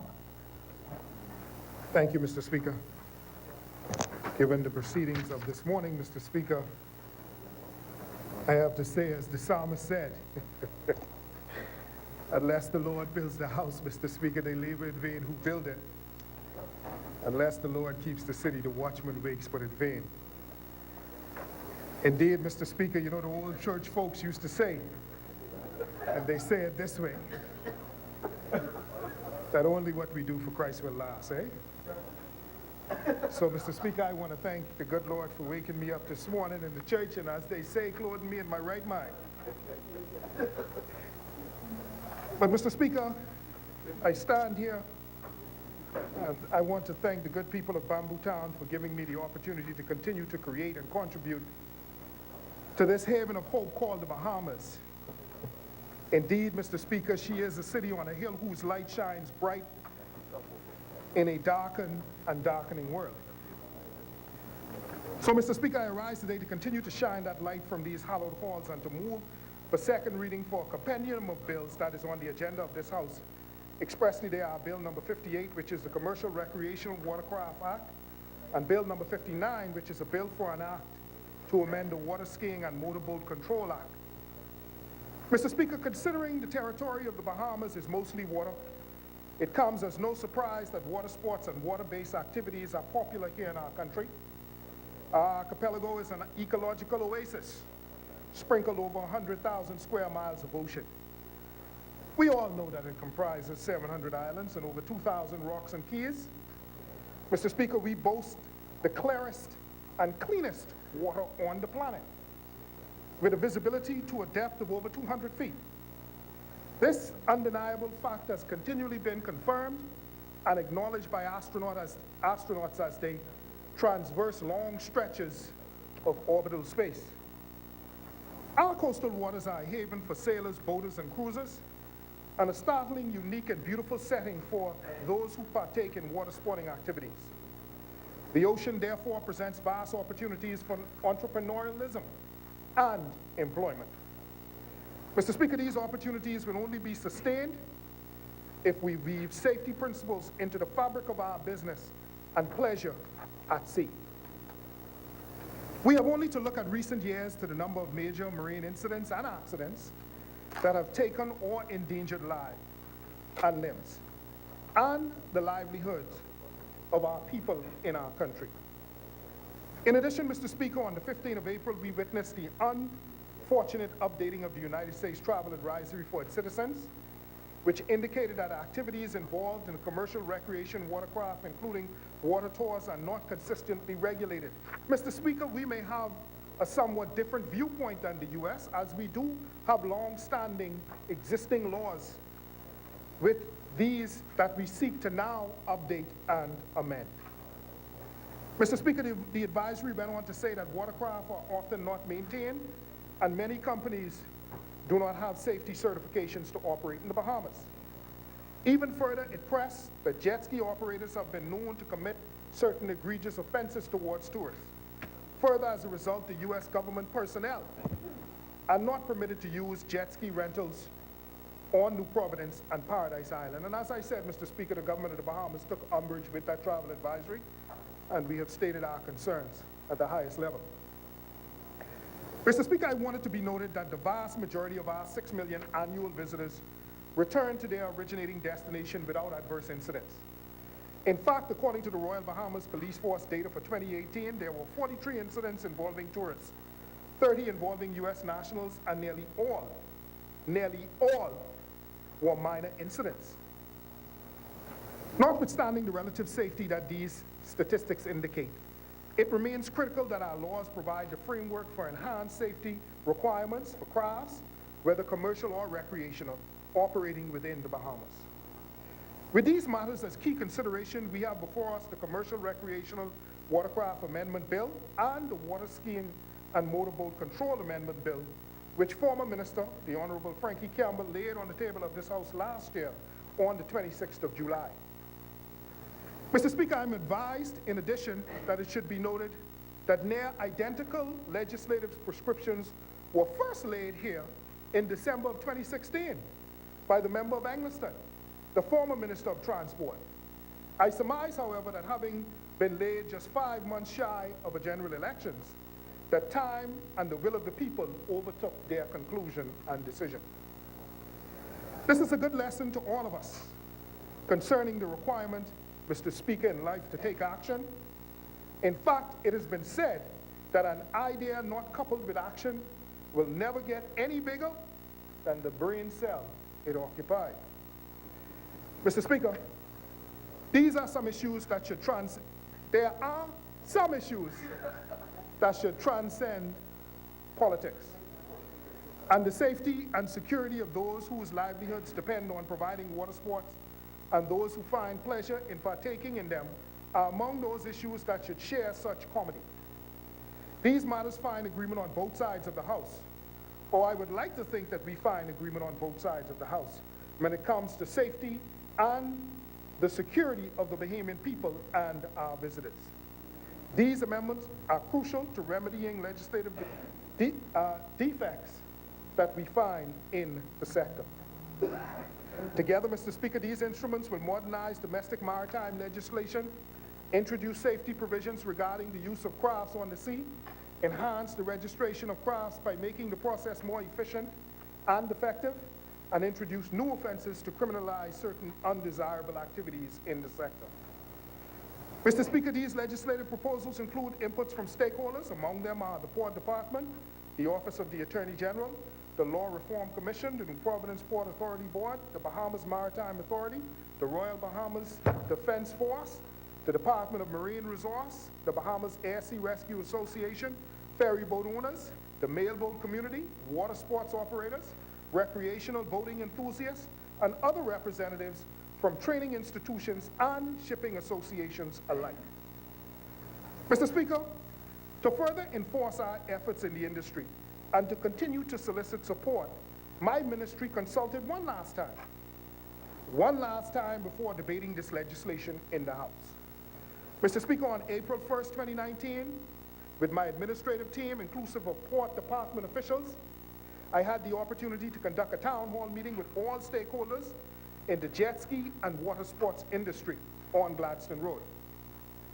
This meeting was held to address some of the challenges faced by persons engaged in the industry and to address the numerous complaints regarding the water sports industry from Bahamians and foreigners alike. Mr. Speaker, it is perceived by some that the water sports industry, quote unquote, is lawless. But Mr. Speaker, I want it to be known that we will not allow this perception to persist. Hence, these amendments.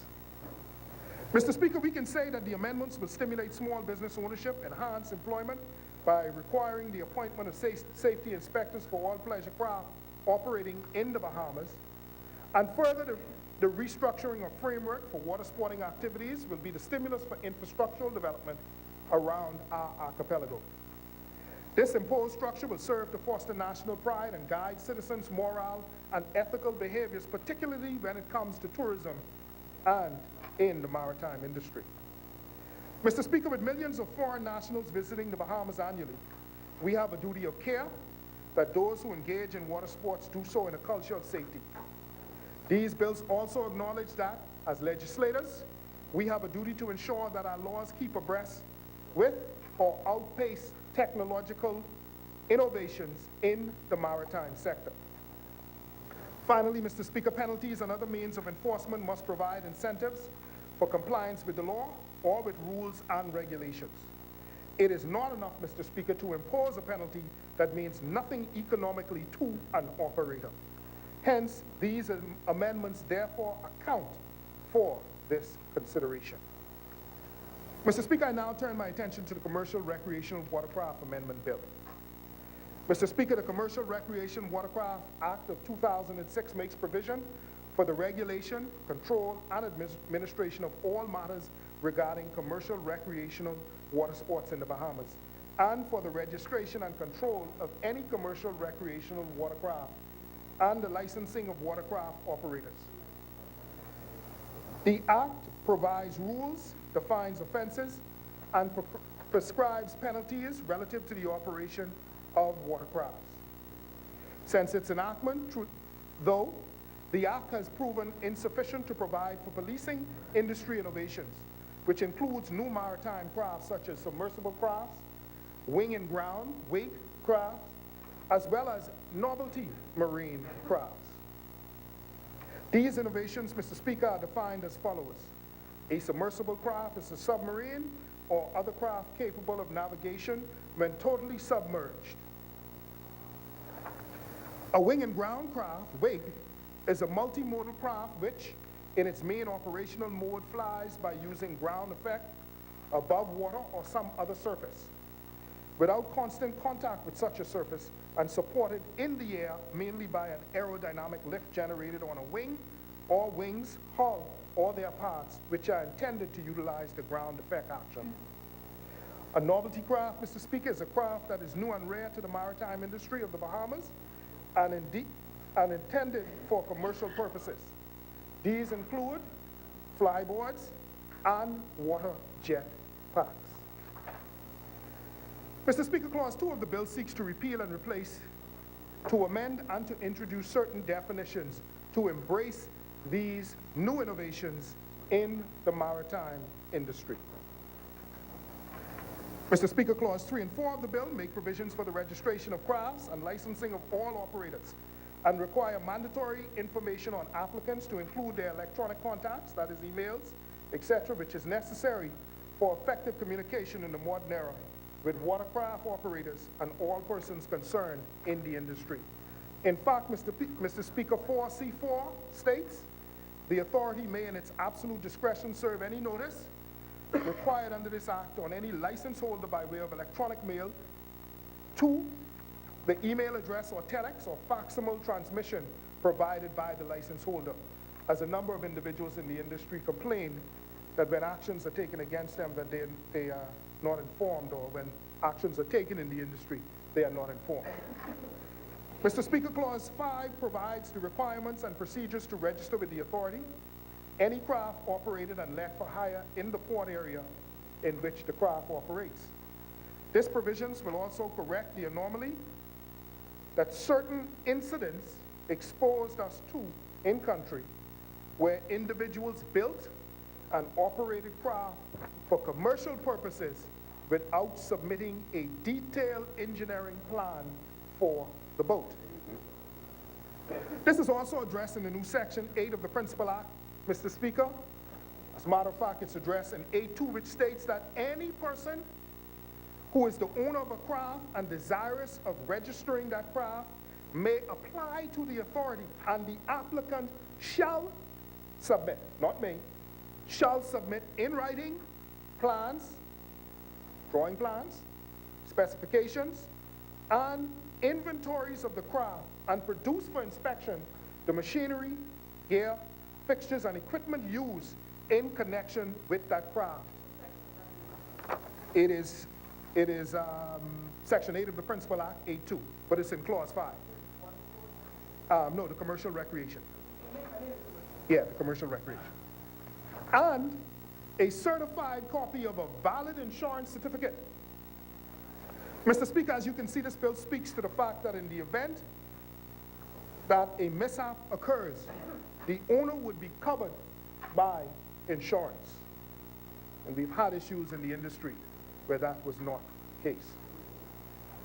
Mr. Speaker, Clause 5 goes on in the new 8A subsection 3, which gives the authority the right to deny the renewal of a craft license where the applicant has been convicted of an offense, which, A, is in relation to the driving or use of the craft, or B, in the opinion of the authority, suggests that the applicant is not suitable to be registered as an owner.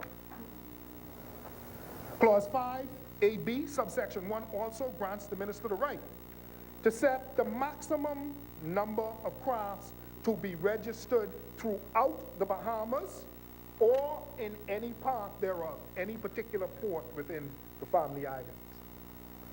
Further, Mr. Speaker, Clause 7 will require defined procedures for licensing of operators and renewal of licenses. It should be noted that by subparagraph 711(6)(a), in granting a license to operate a craft, the authority shall act as it sees fit in the public interest, and in so doing shall have regard, A, to the character of any applicant, and in particular, his fitness to engage in the business of providing commercial, recreational watercraft services for the public. Or as some lawyers would say, you would have to be a fit and proper person. Mr. Speaker, Clause 8 simply provides the remedy for the cancellation of craft and operators' licenses and registrations granted under this Act. Mr. Speaker, Clause 9 of the amendment bill seeks to repeal and replace Section 13 of the Principal Act, such that it provides for the transfer of registration of licenses granted under this Act. Now, Mr. Speaker, Clause 9 is interesting because much of this section is similar to the Section 70 of the Road Traffic Act, which speaks to the transfer of taxi plates licenses to the spouse or children of a deceased plate or license holder. This bill goes further, Mr. Speaker. In this bill, we go further and add the next of kin. But, Mr. Speaker, I want it to be crystal clear that we will not seek to perpetuate in this industry the leasing or subleasing of licenses as has taken place within the taxi plate business throughout the Bahamas. We will not perpetuate what some in the taxi industry have referred to as indentured servitude. Mr. Speaker, Clause 10 creates offenses by the owner of a craft who operates or lets for hire an unregistered or unlicensed craft, or who lets for hire a craft to an unlicensed operator. An individual who commits such an offense is liable to summary conviction of a penalty not exceeding $5,000, or to imprisonment for a term not exceeding 2 years, or to both such fine and imprisonment. And Mr. Speaker, we would have had an incident last year where that particular amendment clause would have been most useful. And finally, Mr. Speaker, Clause 11 will establish the validity of licenses and registrations granted in respect of novelty marine crafts, of wakes, the wing and ground craft, or submersible crafts which were granted license prior to the commencement of this act. So basically, Clause 11, Mr. Speaker, is a grandfather clause for any marine novelty craft that would have been licensed by the Port Authority prior to this act. Mr. Speaker, the Water Ski and Motorboat Control Amendment Bill. I will now move on to that. Mr. Speaker, whereas the Commercial Recreational Watercraft Amendment Bill deals with the licensing operator and the various craft he may be operating to conduct business in the Bahamas to address the business and commercial side of the maritime industry. This bill, the Water Skiing and Motorboat Control Amendment Bill, helps to beef up the government's enforcement arm to ensure proper regulation of the maritime industry. Mr. Speaker, the Water Skiing and Motorboat Control Act of 1970 was created to provide for the more effective control of watercraft and for the driving of motorboats in coastal waters of the Bahamas. The activities of the water sports industry are games of adventure that carry serious potential damage. It is therefore essential that the boat driver, craft operator, know and adheres to his or her responsibility. Consequently, the bill proposes that the following notable amendments to the Principal Act be done. Mr. Speaker, Clause 2 extends the definition of who an authorized officer is in regards to the Port Authority. An authorized officer is, or who an enforcement officer is in the recreational water sports business is. It defines an authorized officer as a member of the Royal Bahamas Defense Force, the Royal Bahamas Police Force, any port enforcement officer of New Providence, Port Authority, or Port Department, and any officer authorized under Section 38 of the Local Government Act, Chapter 37. Mr. Speaker, this allows for those islands where there is no port officer present to allow the local government agent on that island to act in the capacity to ensure compliance with our maritime law requirements. Clause 3 of the bill repeals Section 8 of the Principal Act, which currently empowers peace officers. So in essence, only those authorized persons listed in Clause 2 will be empowered to act. Clause 4 of the bill seeks to increase the fine for the offenses under Section 9 in this Principal Act. Mr. Speaker, the fine in Section 9 will be increased from the mere $75 it currently is to some $2,000, Mr. Speaker. With this amendment to the Principal Act, any person who uses an unregistered motorboat to which this section applies shall be guilty of an offense and shall be liable on summary conviction to a fine not exceeding $2,000.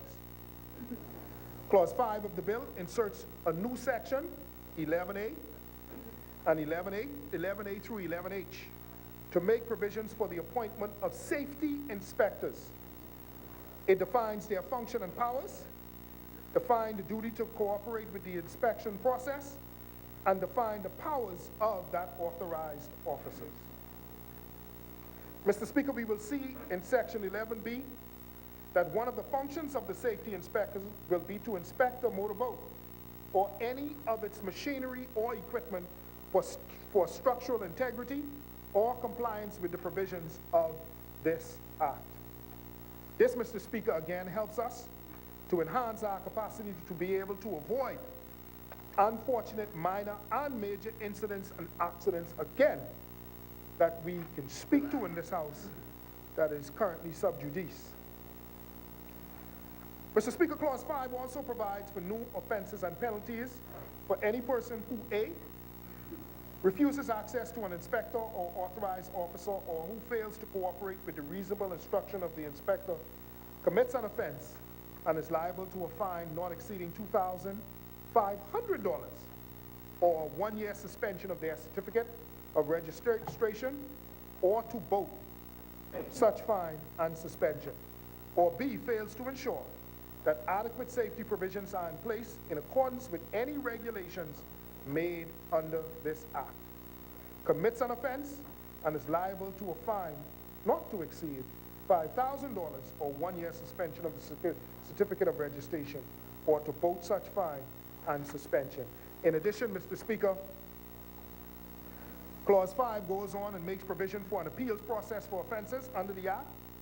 It allows for any person who is dissatisfied with a decision by the authority to challenge the same within 14 days of said decision. Whereas, Mr. Speaker, Clause 6 of the bill expands the minister's regulating and regulation-making powers to include the power to make regulations regarding safety measures and the inspections of motorboats. To that, Mr. Speaker, 3 pieces of subsidiary legislation will accompany these bills. They are the Commercial Recreational Watercraft Amendment Regulations, the Water Skiing and Motorboat Control Amendment Regulations, and the Water Skiing and Motorboat Control Safety Regulations. Mr. Speaker, the government of the Bahamas must ensure sufficiency of our regulatory framework for consumers, operators, and service providers. My ministry remains committed to proactively ensuring that we go even further to advance laws, regulations, and rules as needed for the greater good. Mr. Speaker, the strength of legislation is limited by a nation's ability to enforce new and emerging laws. Similarly, strong enforcement requires not only effective detection, but keen investigation, prosecution, conviction, and the application of said penalties. My ministry's investments to strengthen this chain will be more broadly defined in our upcoming budget exercise. We have identified weaknesses in the existing enforcement regime and have devised instruments that will yield the best returns in enforcement performance. One of the fundamentals of good legislation, Mr. Speaker, is that laws are communicated to and understood by those stakeholders most affected by them. We are confident that these legislative tools, having had broad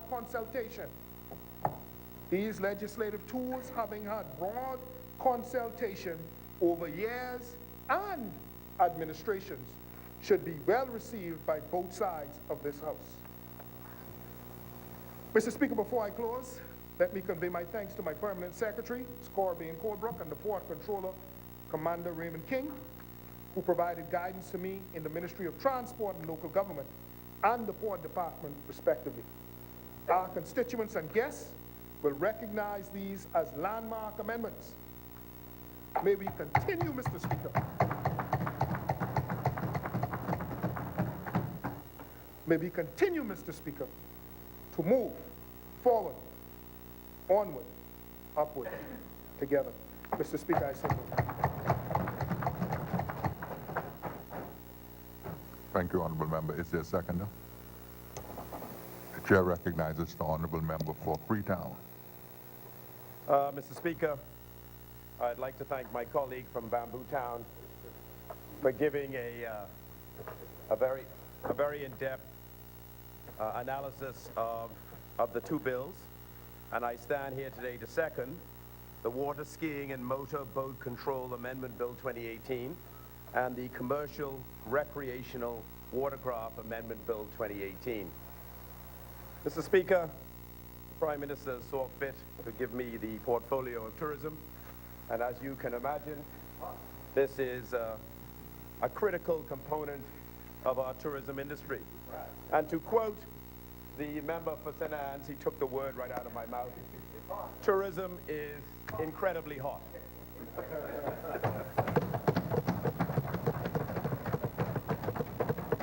In 2018, I think I've gone on record many times because I like to brag about it. Tourism saw record arrivals in the Commonwealth of the Bahamas. 6.6 million people. 6.6 million people came to the Commonwealth of the Bahamas. Foreign visitors came in 2018, up from 6.1 million. So we went from 6.1 to 6.6.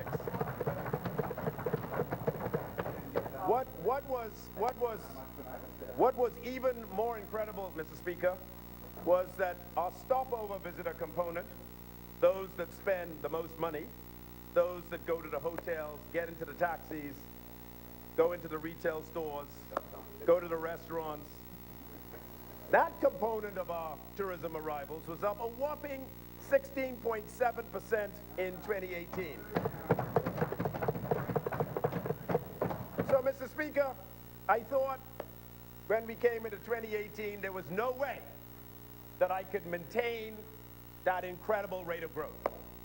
But I proved myself wrong again, and the first 2 months of 2019, the tourism arrivals were up a whopping 16.6% for the first 2 months. That was all of our visitors. And the stopover visitor component, I keep emphasizing the stopover visitor component. For the first 2 months of 2019, while I initially projected it would be about 12–15%, I was wrong. It was up 23.7% in the first 2 months of 2019. So, Mr. Speaker, I think we were at 6.6 last year. I think we're on our way to 7 million for 2019, man. If we get there, the heavens will open. Mr. Speaker, you know, even though I like to brag about the phenomenal growth that we're having in tourism, I like to drill down a little bit deeper and say that on the island of New Providence, the stopover visitors were up 28%. Even on the island of Grand Bahama, they were up 8%. Abaco was up 15.8%. Exuma, you could feel some too. You were up 23.2% in the first 2 months of 2019. Eleuthera, where the Eleuthera boys gone? The Eleuthera was up 27.3%, and San Salvador was up 9.2%. Every island, all of them, have an incredible growth. So, Mr. Speaker, no. We're talking the big ones, because, you know, Mr. To speak about those, those islands that I don't mention, generally, by and large, those people come to Nassau, and then they get on they come to Nassau, and they get on a private plane or a smaller plane, and then we lose track of them. They go off to the islands. But I know Long Island, man, every time I talk to people throughout the Commonwealth, I ask them, the taxi drivers, the shop owners, I ask them, how things, how it feeling? People who wake in the hotels. Man, the taxi cab driver, one pulled me aside, they say they never seen it this good. Never seen it this good. You ask the people who wake in, you ask the people who wake in the hotels, how the tip money looking, man, what? It's sweet. So, Mr. Speaker, with tourism doing so well, I want to re-emphasize, as I have done, the many business opportunities that are out there. And please, Bahamians, my fellow countrymen, take advantage of this boom in tourism. Start your business, grow your business, invest in your business, create opportunities for yourself. You got Airbnb. Big market. You know, you in the good old days, you had to build one hotel to get into the tourism business. All you got to do is fix up your front room, put that on the internet, and you in the business of making money from the tourism business. So these are the opportunities that are being created by this wonderful sector. So, Mr. Speaker, with the increase in tourist arrivals to our country, this has obviously led to an increase in the demand for activities utilizing watercraft. And so it's very, very important, and as my colleague from Bamboo Town articulated it in intricate detail, which I will not repeat, that we need to ensure that this industry is properly regulated. The sufficient oversight is provided to it. Because if, Mr. Speaker, we don't get this right, this could affect the goose that is laying the golden egg. Tourism is critical to our economy. Employs 2/3 of our workforce, generates a vast portion of our GDP. If we don't get this right, we are going to affect the goose that is laying the golden egg. So it's very important that these bills be brought forward and that we seek to improve oversight, regulation, and enforcement of this industry. We've had a few mishaps. We've gotten it wrong a couple times. Things have gone horribly wrong. And as a result of that, this government, my colleague in transport, the member for Bamboo Town, has seen fit to let's move this legislation forward to ensure that we don't make these mistakes again, that we provide oversight to our watercraft, that we provide the necessary regulatory regime, that we have the proper licenses, we do the required inspections, we check, double check, triple check, and make sure that we get it right. So for those of you that are involved in this industry, in the oversight of this industry, please, for all of us, for the sake of everybody in this country, please don't get this wrong. Do what you're supposed to do. Protect the goose that is laying the golden egg. And people watching us, you know, we got one country just to our north who like to watch everything we do in this country and like to report about it and put it all over the internet. And may I remind you that 75% of our foreign visitors come from that country. And they like to blast it to their people about what we are getting wrong, or what they think we're getting wrong. So it's very important that we react and ensure that we have an industry that is properly regulated, and that we strengthen the regulations and enforcement regime. And so as a result, when you read through these bills, you'll see words like safety inspectors, oversight by authorized officers,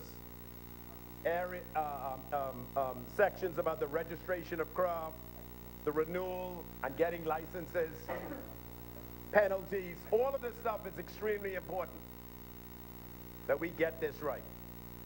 And often and many times in the Ministry of Tourism, we receive complaints about things going wrong in this industry. So I'm delighted to stand here today to second these two bills because they are important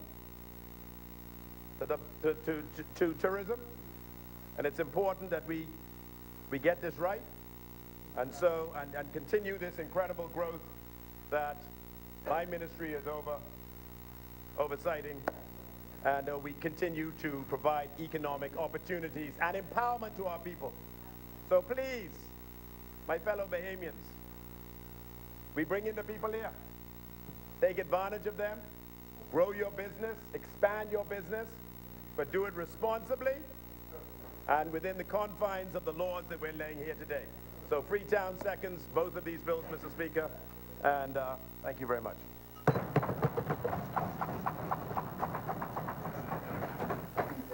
Thank you, Honourable Member. Honourable Members, it has been moved and seconded that the following bill be read for a second time and committed. A bill for an act to amend the Commercial Recreational Watercraft Act. As many? Thank you.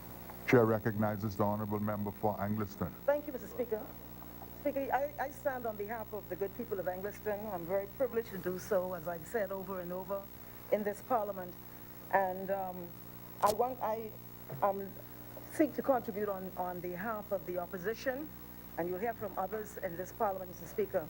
I saw the member for Freetown spoke about the the booming or flourishing of tourism and taxi drivers.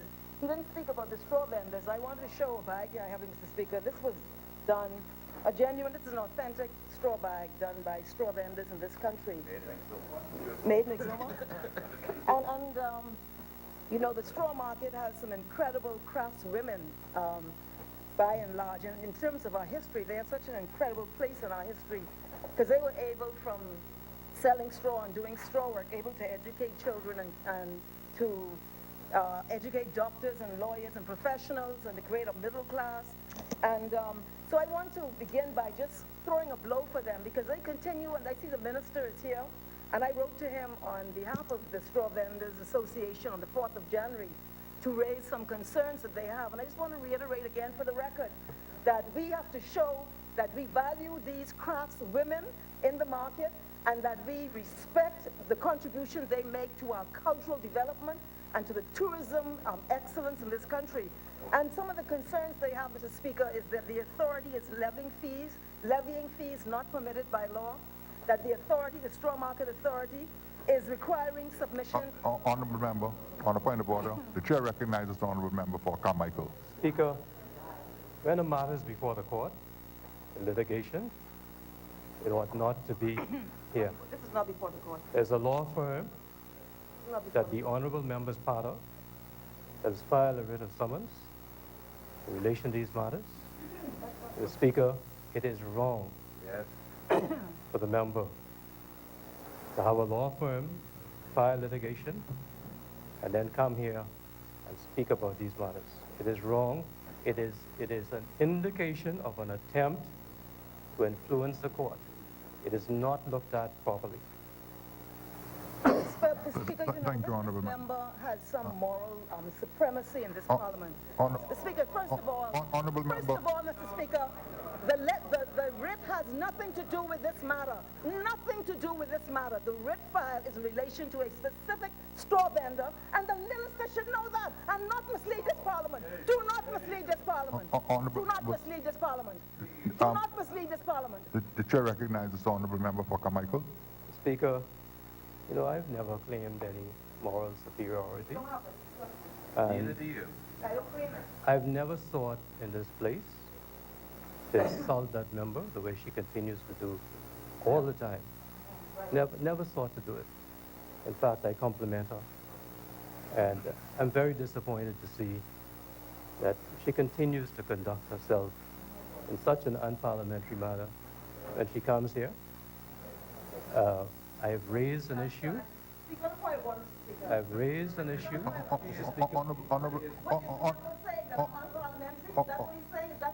Honourable member, permit him to finish. And you will have your opportunity. No, that's your decision. Yeah, and you don't listen to him. The chair recognizes the honourable member for The Carmichael. law firm that the members are part of has filed a writ summons. And before she can proceed on this further, if she is denying that, to bring that writ of summons and show this court, this Parliament, what the allegations are. And those are the same allegations that she has repeated from the floor of this Parliament. And now there's going to be a serious issue. It's going to be a very serious issue because, as you know, sir, our Supreme Court takes these things very, very seriously. The Speaker, can I finish, please? Can I finish? Honourable member. The member is not correct. Honourable member. This member is misleading. Honourable member. The chair is satisfied that the member is making a point of order, and he seems to be requesting the production of the writ of summons if you are denying the assertions being made. Am I correct with that? Yes, sir. Mr. Speaker, the Straw Market Authority, the chairman. You can't say the fellow's lying to the chair. You can't say, That's you can't call him a unparliamentary. liar. That's unparliamentary. You cannot call him You a can't liar say from he your lied. chair. That's unparliamentary. You know better than that. You know better than that.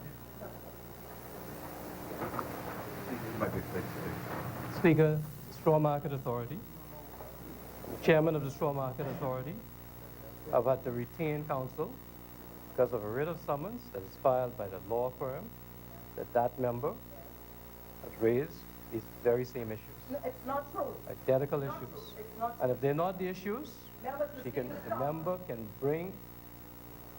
Mr. Speaker, it's a very simple thing for the member to bring her writ of summons and show that what I'm saying is not true. Very simple matter. Honorable, honorable members. Yes, honorable member. Just a moment.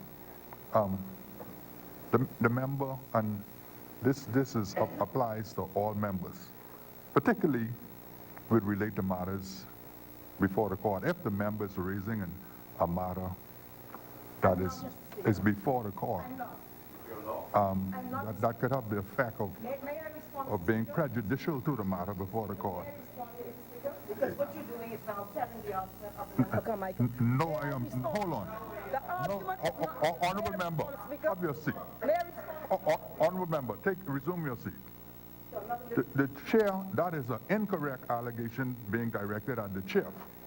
I am not carrying the argument of any member. What I'm saying is that if the matter is before the court, it is a very serious matter, and if the member is asserting that there is a matter before the court, the chair must take that very seriously. And the member is requesting that if you are denying that the assertions, if you are denying his assertion, he's calling for the production of the writ. So the question is, honorable member, are you denying the assertions made by the honorable member for Carmichael? It's an absolute untruth, Mr. Speaker, absolute. The matter before the court has nothing to do with that. It has to do with an individual straw vendor. The matter I wrote to the minister about, and the letter I'm referring to, is to do with the operations of the straw market. And I've raised them over and over in this parliament. And the minister knows that. He knows that. But he's misleading this parliament, Speaker. This has nothing to do with any legal action. This is to do with the operations of the straw market. The legal actions to do with it is separate individual matter, specific to that person. I've not raised that in this parliament. I have been advocating for straw vendors for 2 years in this place. And this is just a continuation of that. And the member knows it. And if the member says that what I am doing now is in a writ of summons, let him bring it. That's what he says. It's not true. And he knows it's not true, Mr. Speaker. And he's disappointed in me. I'll tell you who's disappointed. He's in here deliberately misleading this parliament. Deliberately, Mr. Speaker. Speaker, so I'd like to continue, Mr. Speaker. It has nothing to do with any legal action. This is a letter I wrote to the minister, which he did not have the courtesy to respond to on the 4th of January, 2019. That's what he should be concerned about. Chair recognizes the honorable member for Carmichael. Speaker, whenever any of my colleagues write to me, I take great pride responding to them. I've responded to, I responded to the honorable member on any number of issues, and I responded to her on this issue also. On this issue. There have been several issues that she's raised. Mr. Speaker, I've listened to her say a number of things to me in this place, and then I've looked at the responses that she sent to me, and I won't say what they are. Because I try to. I try to. You don't want innuendo in here, Speaker. Would the member put the responses on the record, Honorable. The member said innuendo about this member. I'm asking you to put on the record any response that he says he cannot share in this parliament. Speaker. Honorable member, proceed. Speaker, the fact that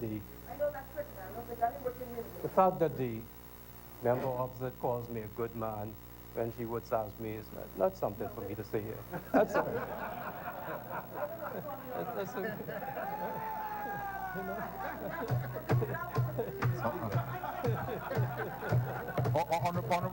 Honorable members.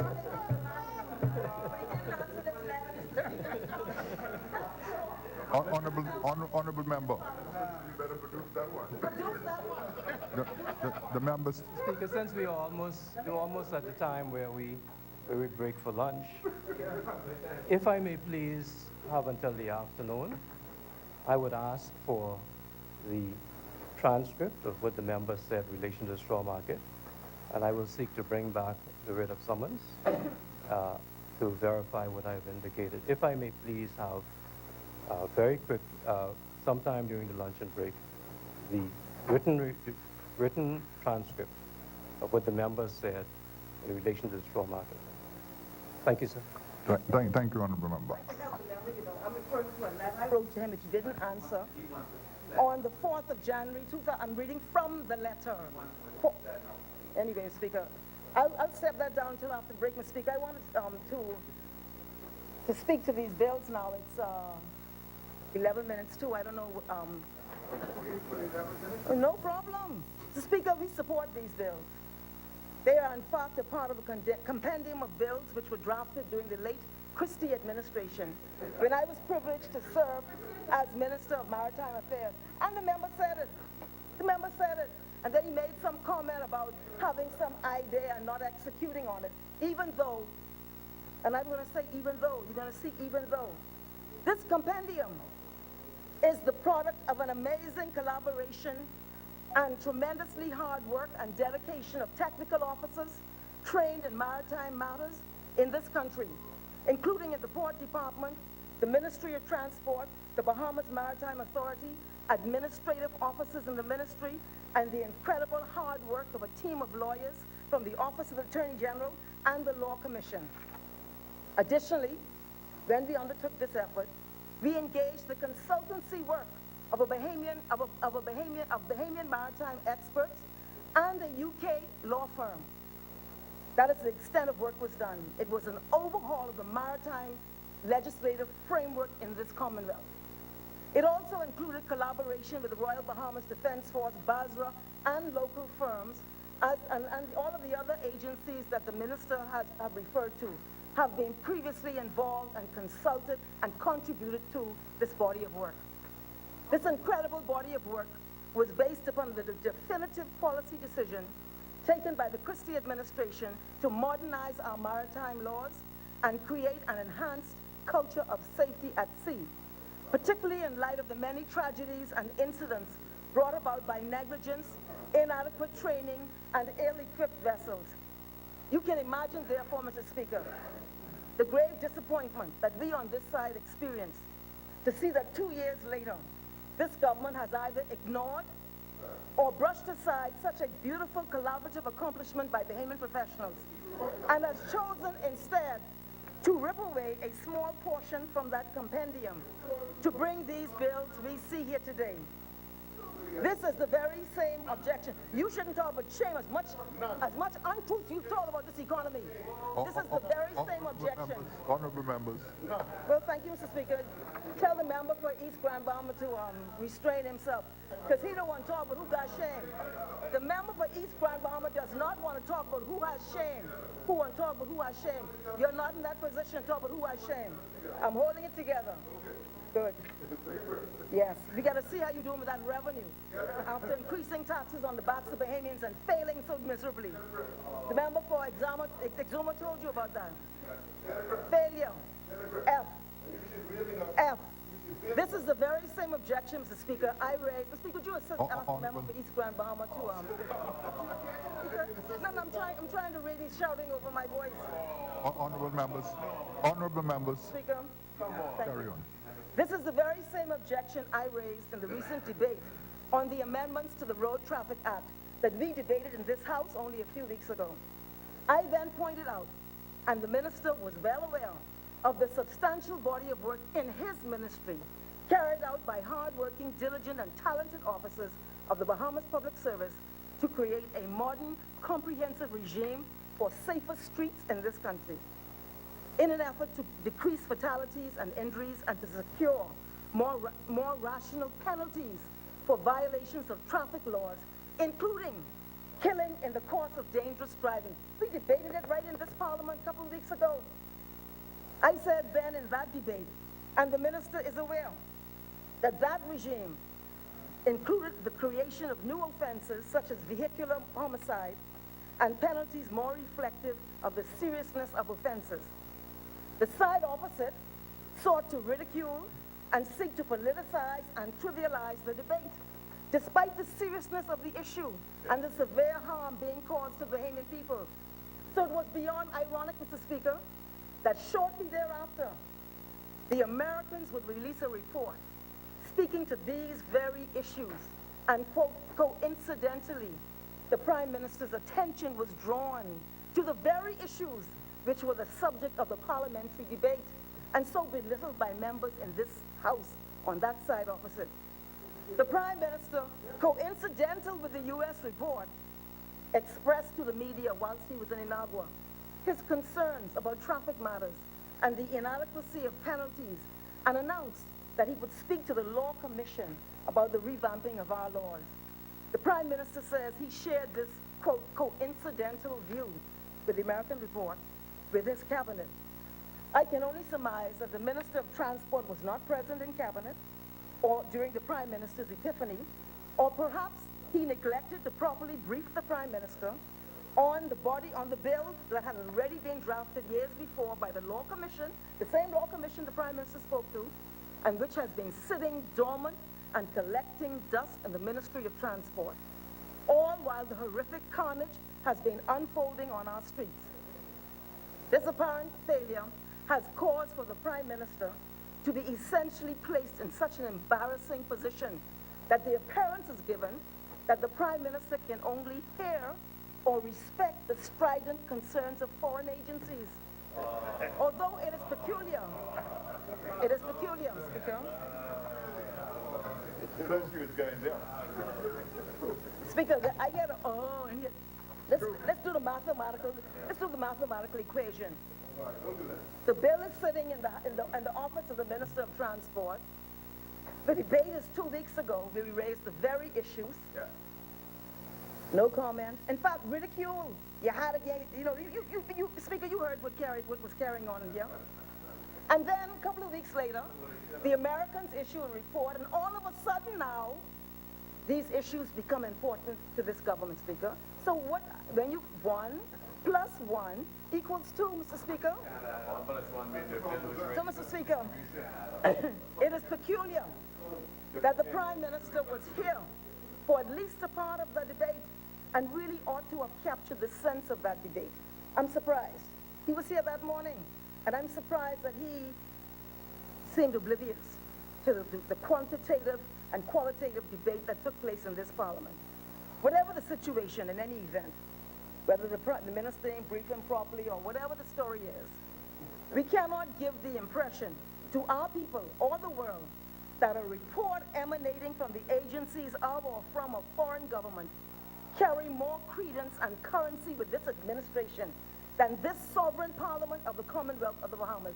I raised these issues in this Parliament, Speaker. Honorable member, the chair recognizes the member for East Grand Bahama on a point of order. It is highly inappropriate for the member to suggest, without any basis for her suggestion, that this government somehow operates under the dictates of some foreign entity. Mr. Speaker, this is a sovereign parliament, and it's operating in a sovereign country. And we are all elected, Mr. Speaker, to represent the Bahamian people, not any foreign state. Now, unless the member has some facts to lay before this table, this House, then I have to suggest, Mr. Speaker, that she withdraw that. Because it is unbecoming of her, unbecoming of this institution, and unbecoming of the history and heritage of this sovereign parliament. It is a disgrace, Mr. Speaker, and it ought not to be allowed to stay on the record in this House.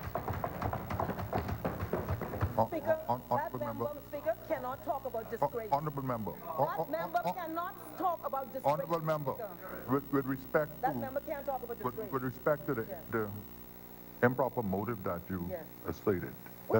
I'm doing a mathematical equation, Speaker. Let me repeat it, Mr. Speaker. Honorable member, you were stated that there was a possibility Speaker. that the government... No, I didn't speak. I said we cannot give the impression. That's what I said. Is something wrong with that? I'll repeat what I said. I'm reading from a script. Whatever the situation, whatever it is, I didn't say that's what it is. I say whatever it is, we cannot give the impression to our people. That's what I said. Because we debated it in Parliament. Nobody thought it was important. Nobody thought the fact that we don't have laws to address vehicular homicide was important. It was never raised, never taken up. In fact, when I raised it in the Parliament, I was ridiculed by members opposite.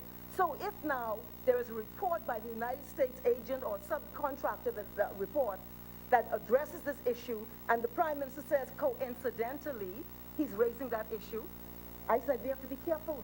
We don't give that impression, Mr. Speaker. And I think the member for East Grand Bahama should not use the word disgrace about anyone. He's not qualified to do so, Speaker. You're not qualified. Honorable, When he called me a disgrace. the chair recognizes the honorable member for East Grand Bahama on a point of order. Point of personal privilege, Mr. Speaker. Honorable member for Kingston. This is not the first time that the member for Engliston has directed a personal attack at the member for East Grand Bahama. Mr. Speaker, this is, again, one of those circumstances where we have to determine what we want to be known for. Yes. Mr. Speaker, this honorable is member, an honorable chamber. You cannot rise on a point of order when another member is on a point of order. Honorable member, resume your seat. The honorable member for East Grand Bahama is on a point of order. Mr. Speaker, the member suggests, and while you were speaking, that I said she was a disgrace. Never, Mr. Speaker, never from my feet in this House has I ever said such a thing.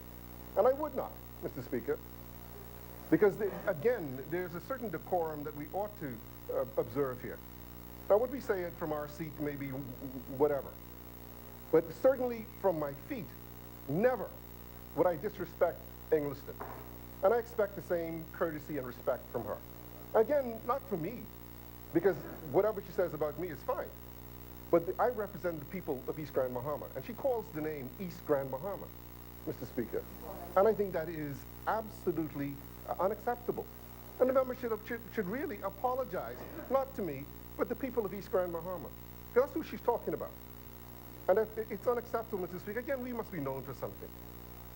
And so, I would ask her again to withdraw that comment. And, whatever, you want to see me afterwards and call me whatever you want to call me, that's fine. But in here, we ought to be honorable people and respect the institution of this House. And she's been here a long time, Mr. Speaker. She should know better. Bahama calls the name of Engliston all the time. Maybe he has the view that the people of Engliston are not entitled to the equal respect. But this member, Mr. Speaker, used the word disgraceful on his feet. And I don't know, was I the only one here that heard it? He spoke to it on his feet. And to say he did not use those words in this Parliament, I'm shocked, Speaker. Honorable members. Mr. Speaker, if I may just address this. If, in fact, and I don't remember having used that, but if I did, let me, at this particular point, apologize to Engliston for using those words. Yeah. I don't recall doing it, but if I did, I do apologize for that. And I expect her to be as big and to apologize to East Grand Bahama. Thank you, Mr. Speaker. The only reason I even went there is because the member of East Grand Bahama went there, Speaker. And then denied on his feet, which makes me wonder what is happening. Honorable members, honorable member. Speaker, I withdraw the member has withdrawn it, and mine is attached to his withdrawal and is gone. I withdraw it, Mr. Speaker. Even the gallery now. I withdraw it, Mr. Speaker. Honorable member, I think this is an appropriate time. It is a most appropriate time, Mr. Speaker, for us to suspend and take our luncheon break. The chair recognizes the honorable member for Bamboo Town. Thank you, Mr. Speaker. I do move that the House suspends until 3 p.m. Second. Honorable members, it has been moved and seconded that the business of this House do suspend until 3 p.m. this afternoon. As many as are in favor will remain seated. Those who oppose will stand. The business of this House stands suspended until 3 p.m. this afternoon.